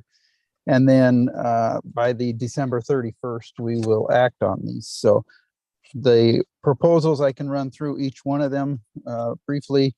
22, I've numbered them in order. They were received. So proposal 22-01 was submitted by Community Development Department to update the 6-year capital improvement plan. This is something that we do on an annual basis, and we will go ahead and provide updated information and tables as far as what items will be included on that capital improvement plan. We're not ready for this meeting, but we do annually do that. So staff would recommend docketing this item in order to stay in compliance with the Growth Management Act. Proposal 22-02 was also submitted by the Community Development Department on behalf of Public Works, and that deals with the transportation element of the comp plan, so that we can be consistent with the Growth Management Act. Quadco, the Regional Transportation Authority, did a review for us of our transportation element to check for compliance, and they had just very minimal suggestions and recommendations, which I included attached to the proposal within your packet for bringing this into compliance with growth management. Had to do with different travel modes, park and rides, just making reference to those that were omitted from our current transportation plan. So staff would recommend docketing that item in order to comply with GMA. The third proposal, 22-03, submitted by Community Development. It is, like I was stating, the continuation of last year's docket items 2104 and 2106. 2104 was the update to the housing chapter of the comp plan, pulling the stats and tables that were brought out of our housing action plan and our housing needs assessment that Burke Consulting did. And then item 2106 was the proposal to update the economic development chapter. This is going to be completed in conjunction with the TIPS strategies. So there's a pending date on that. We're not sure if this one will get through or not by the end of the year, but we'd like to shoot to try and get as much of it done as we can. So staff would recommend renewing this docket item as it was referred to by council into this year's docket cycle. The next ones that I will speak about were not submitted by community development. They were actually by individual citizens. Proposal 22-04 was submitted by Matt Willard. And this proposal is to revise a specific figure in chapter 3 of the comp plan. It refers to a future connection, proposed connection of the road, the extension of Helena. And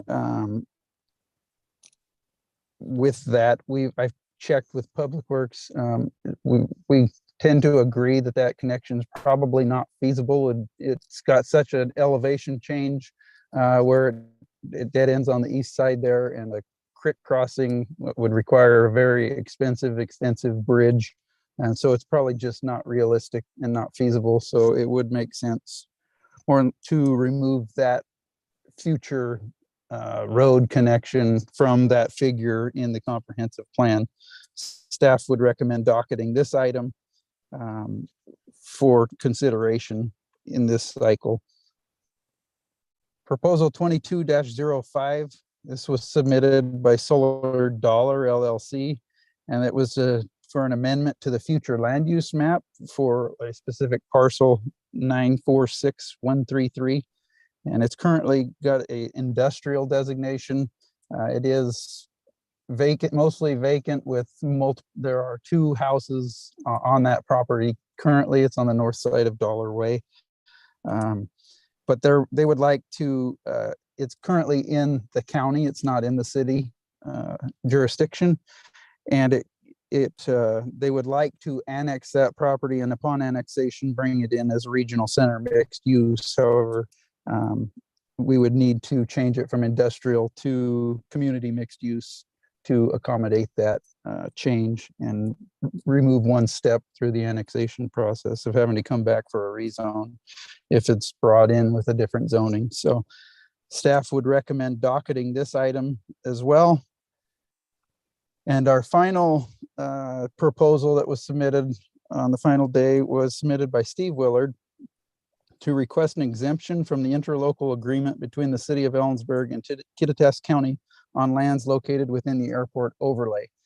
Now, I've noted in my report how I felt that this was more of a something that could be addressed with ordinances rather than a comp plan amendment. I had a conversation with Mr. Willard today as well and got clarification on his request. He felt that upon further discussion, he thought that the comprehensive plan had a connection that directed the interlocal agreement, which is not there. And he concurred that this could be more of a land development code amendment or an amendment to the interlocal agreement that could be a conversation. Therefore, staff would not recommend docketing this item in the docketing process. And with that, I could stand for any questions. Are there questions for Amy?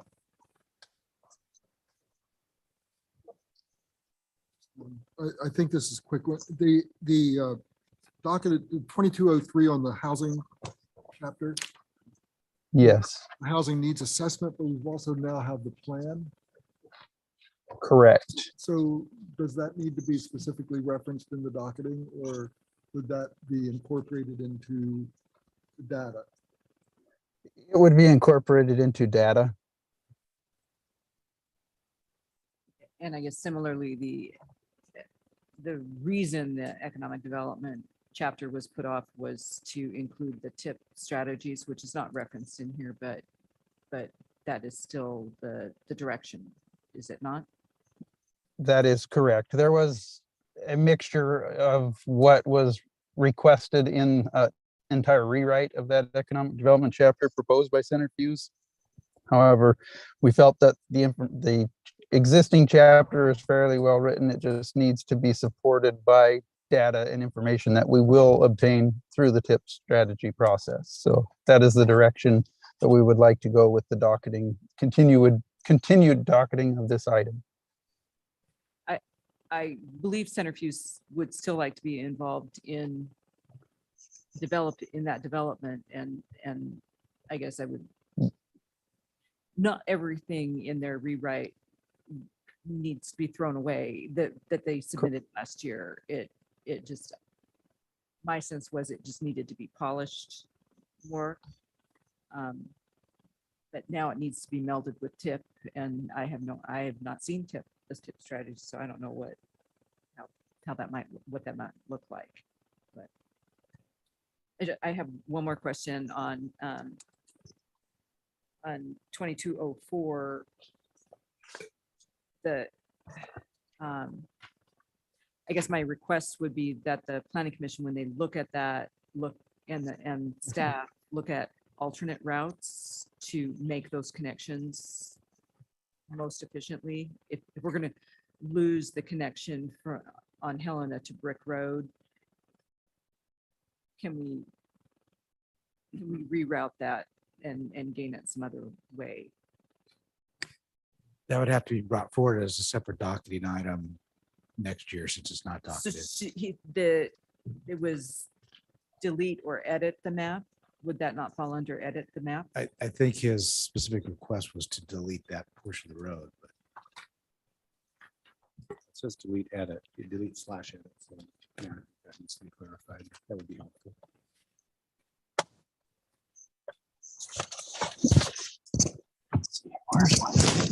Well, Although the markup says delete, but I guess if we have to deal with it next year, we can. But I guess it would seem most efficient to do it now if we can. And I would say if that's all, we can certainly move forward. Any further discussion, questions, motions? Madam Mayor, I move that we council Approved docketing proposal 22-01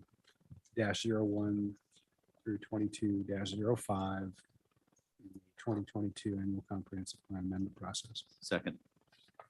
Motion and second to docket proposals 2201 through 2205 in the annual 2022 comprehensive plan amendment process. Is there further discussion? All in favor? Aye. Aye. Aye. That motion carries. Oh, I opposed. Sorry. Okay, motion carries. Thank you. Thank you, Mr. Ailing. Next is the manager's report. Thank you, Council. Heidi Bernsteinaway, City Manager. Several things to note. A natural gas purchase noted in the written document. Also a request to set 2 public hearings at your August 1st meeting. One is a legislative hearing for surplus property and pending boundary line adjustment and for property on Dollar Way. And the next is the hearing to consider resolution and to surplus 2 city-owned parcels at First and Pine for use as affordable housing. And that can be done in one motion. Mayor, I move that we set public hearings, 2 public hearings for August 1, 2022, one for a boundary line adjustment with City and Silver Dollar LLC, and one for the consideration of surplus property at First and Pine. Second. Motion and second to set a public hearing to consider a resolution to surplus property and boundary line adjustment for parcels owned by the city and Solar Dollar on Dollar Way Road, and also a resolution to surplus 2 city-owned parcels at First and Pine. Is there Public hearing, set a public hearing. public hearing? Not the resolution. I'm sorry. Yeah. Set a public hearing on August 1st. Thank you. Just clarification on the 2 city-owned parcels. We've been discussing 2. What are we surplusing on First and Pine? This is in conjunction with the agreement for Mr. Stalder's affordable housing project. Okay. And yes, So it's a community garden property. community garden. Okay, thank you. All in favor? Aye. Aye. Opposed? Aye. Motion carries. And I have a few more items to note here. We are also beginning the kickoff for the Reed Park Master Plan. We had a public survey open and we're going to move into some stakeholder interviews and stakeholder meetings, and there will be a larger public process later. As part of the stakeholder meetings and interviews, I would ask that council would nominate 1 person to serve as council representative on that stakeholder group. Nominate Monica Miller. I'll do it. Who's our Parks and Monica? Okay, that makes sense then. Thought it was because she wasn't here. I would decline. I'm here. So set a motion to appoint Monica Miller as the council's representative to the Reed Park Master Plan Committee, Stakeholders Committee. All in favor? Aye. Opposed? That motion carries. Rich did. I made it. I didn't second it. Oh, second. I think David seconded. I second it. I'm sorry. And next item, you'll Division of notice history. you'll notice that our animal shelter service agreement, the press release went out, and also we're bringing the shelter director to your meeting in September. We thought we'd allow them to get up and running, and so they'll be coming to visit us and talk about all the new things happening at the shelter. And then finally, I've passed around a draft of the proposed process to appoint someone to fill the vacancy of council position number 4, which Mr. Tab is leaving at the end of August. So we sat down and looked at the process based on past experiences. The proposal would be to actually create a process to open the position for applications and include in the application just basic information. And then also response to a written, one written question. And the written question is before you.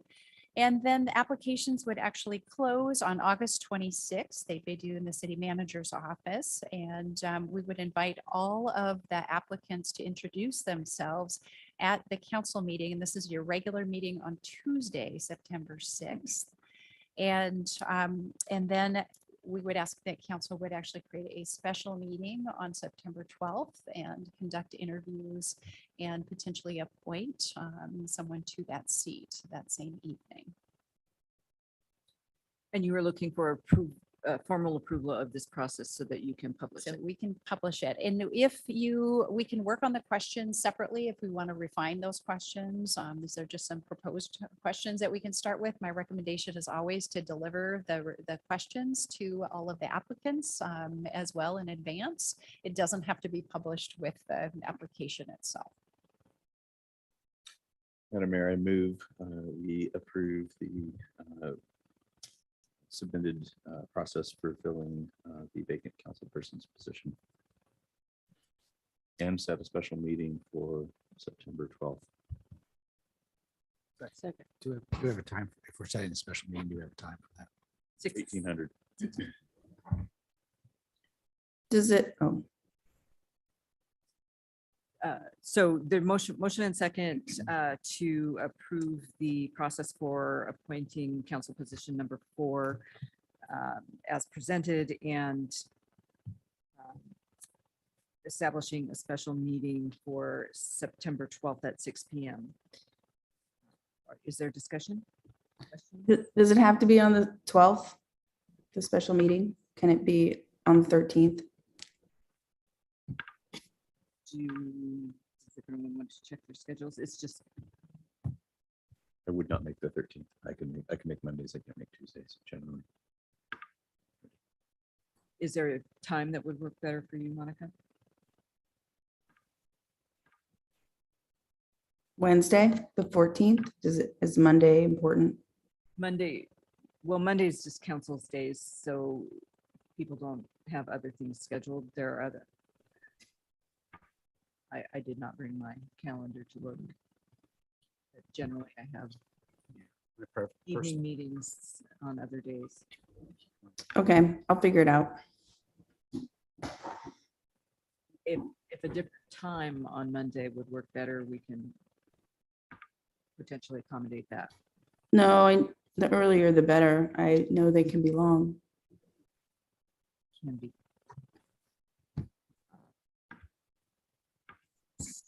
So any further questions, discussion, all in favor? Aye. I too will vote aye. Opposed? Motion carries. And that's all I have. Thank you. Mr. Elliott. Planning Commission, more or less a conditional use permit was the primary issue of business, which will come before us with their decision. Centrifuge focus on capacity building, marketing. A little bit distracted during that. Crisis to deal with. And then just if you've heard, the county is again having trouble staffing their fire marshal's position. They've had another issue. So we've split the work up amongst the county's community development department, and then we're covering a small portion of it through a contract with KVFR. And we're trying to work with the county so that these problems don't continually happen. And then finally, behavioral health, which relates to a couple of the items that we were talking about today, continues to be a significant issue in the community. It is impacting healthcare services. I'm sure law enforcement would be able to chime in. I will tell you from EMS's perspective, again, we're running about 250% of what we saw 5 years ago. And those are hard numbers.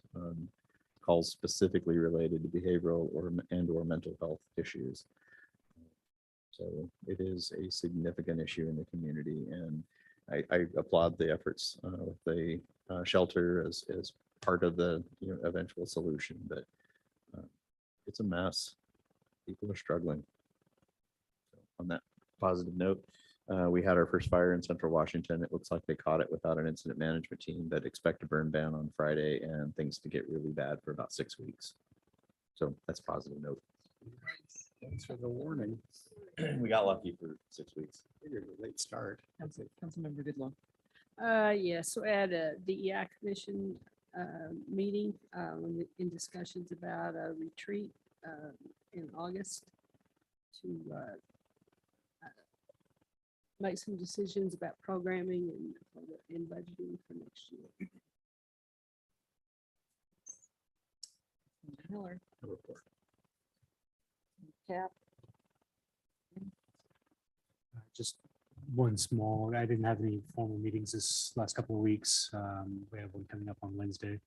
But the bowling alley, I've reached back out to Brett on that one, and the two individuals that we were both talking with, trying to get something going with that, have just completely stopped communications.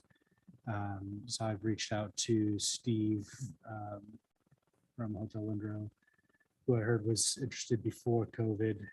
He linked me with somebody who might still be interested in reconnecting. So I'm going to try to bring him in with Brett in a meeting and move forward from there. Hopefully we'll get some traction going again. Great, thanks. Also, Councilmember Miller. Of course, you're not here. I'm sorry. But I am here. I attended the Senior Advisory Committee and the Library Committee as well. They discussed their collections policy and shared the breadth of their programs happening. So I encourage you to go to their website and see all of the great programs that they are producing for our community for all ages. Likewise, Parks is, hitting their summer stride, but most of the conversation was about Unity Park. And we will have our next stakeholder group meeting on the 29th, when I am hoping we'll see their first draft of collecting all the community input that they've been working so hard to gather. Great, thank you. I'll just report briefly the Yakima Basin Fish and Wildlife Recovery Board has like double the amount of money for through their grant process as normal, plus an allocated amount for large projects. But those large projects have to be kind of design ready. But just the city might think about, and I think it's like large as in over $5 million large. Just, it has to be high priority for the salmon as well. So but if there's anything ready, we might think about it. The Airport Advisory Committee for the county did not have a quorum. It's kind of no director, and things kind of the office staff is doing the best you can, but it's not fully functional. But we are meeting on Tuesday instead at 5:30 if anyone's interested. And just a reminder that the TIP strategies opportunity workshop is Wednesday at Hotel Windrow from 5:30 to 7. The request was you register, but It's not entirely necessary. no one will kick you out if you don't. Correct. And I will just note on that note that we will be noticing a quorum, a potential quorum of our council at that meeting. I was told it was an option. No, it is not. For you, it is not optional. Apparently not. I'm not going to be at racquetball. Is there any further business? Seeing none, this meeting is adjourned.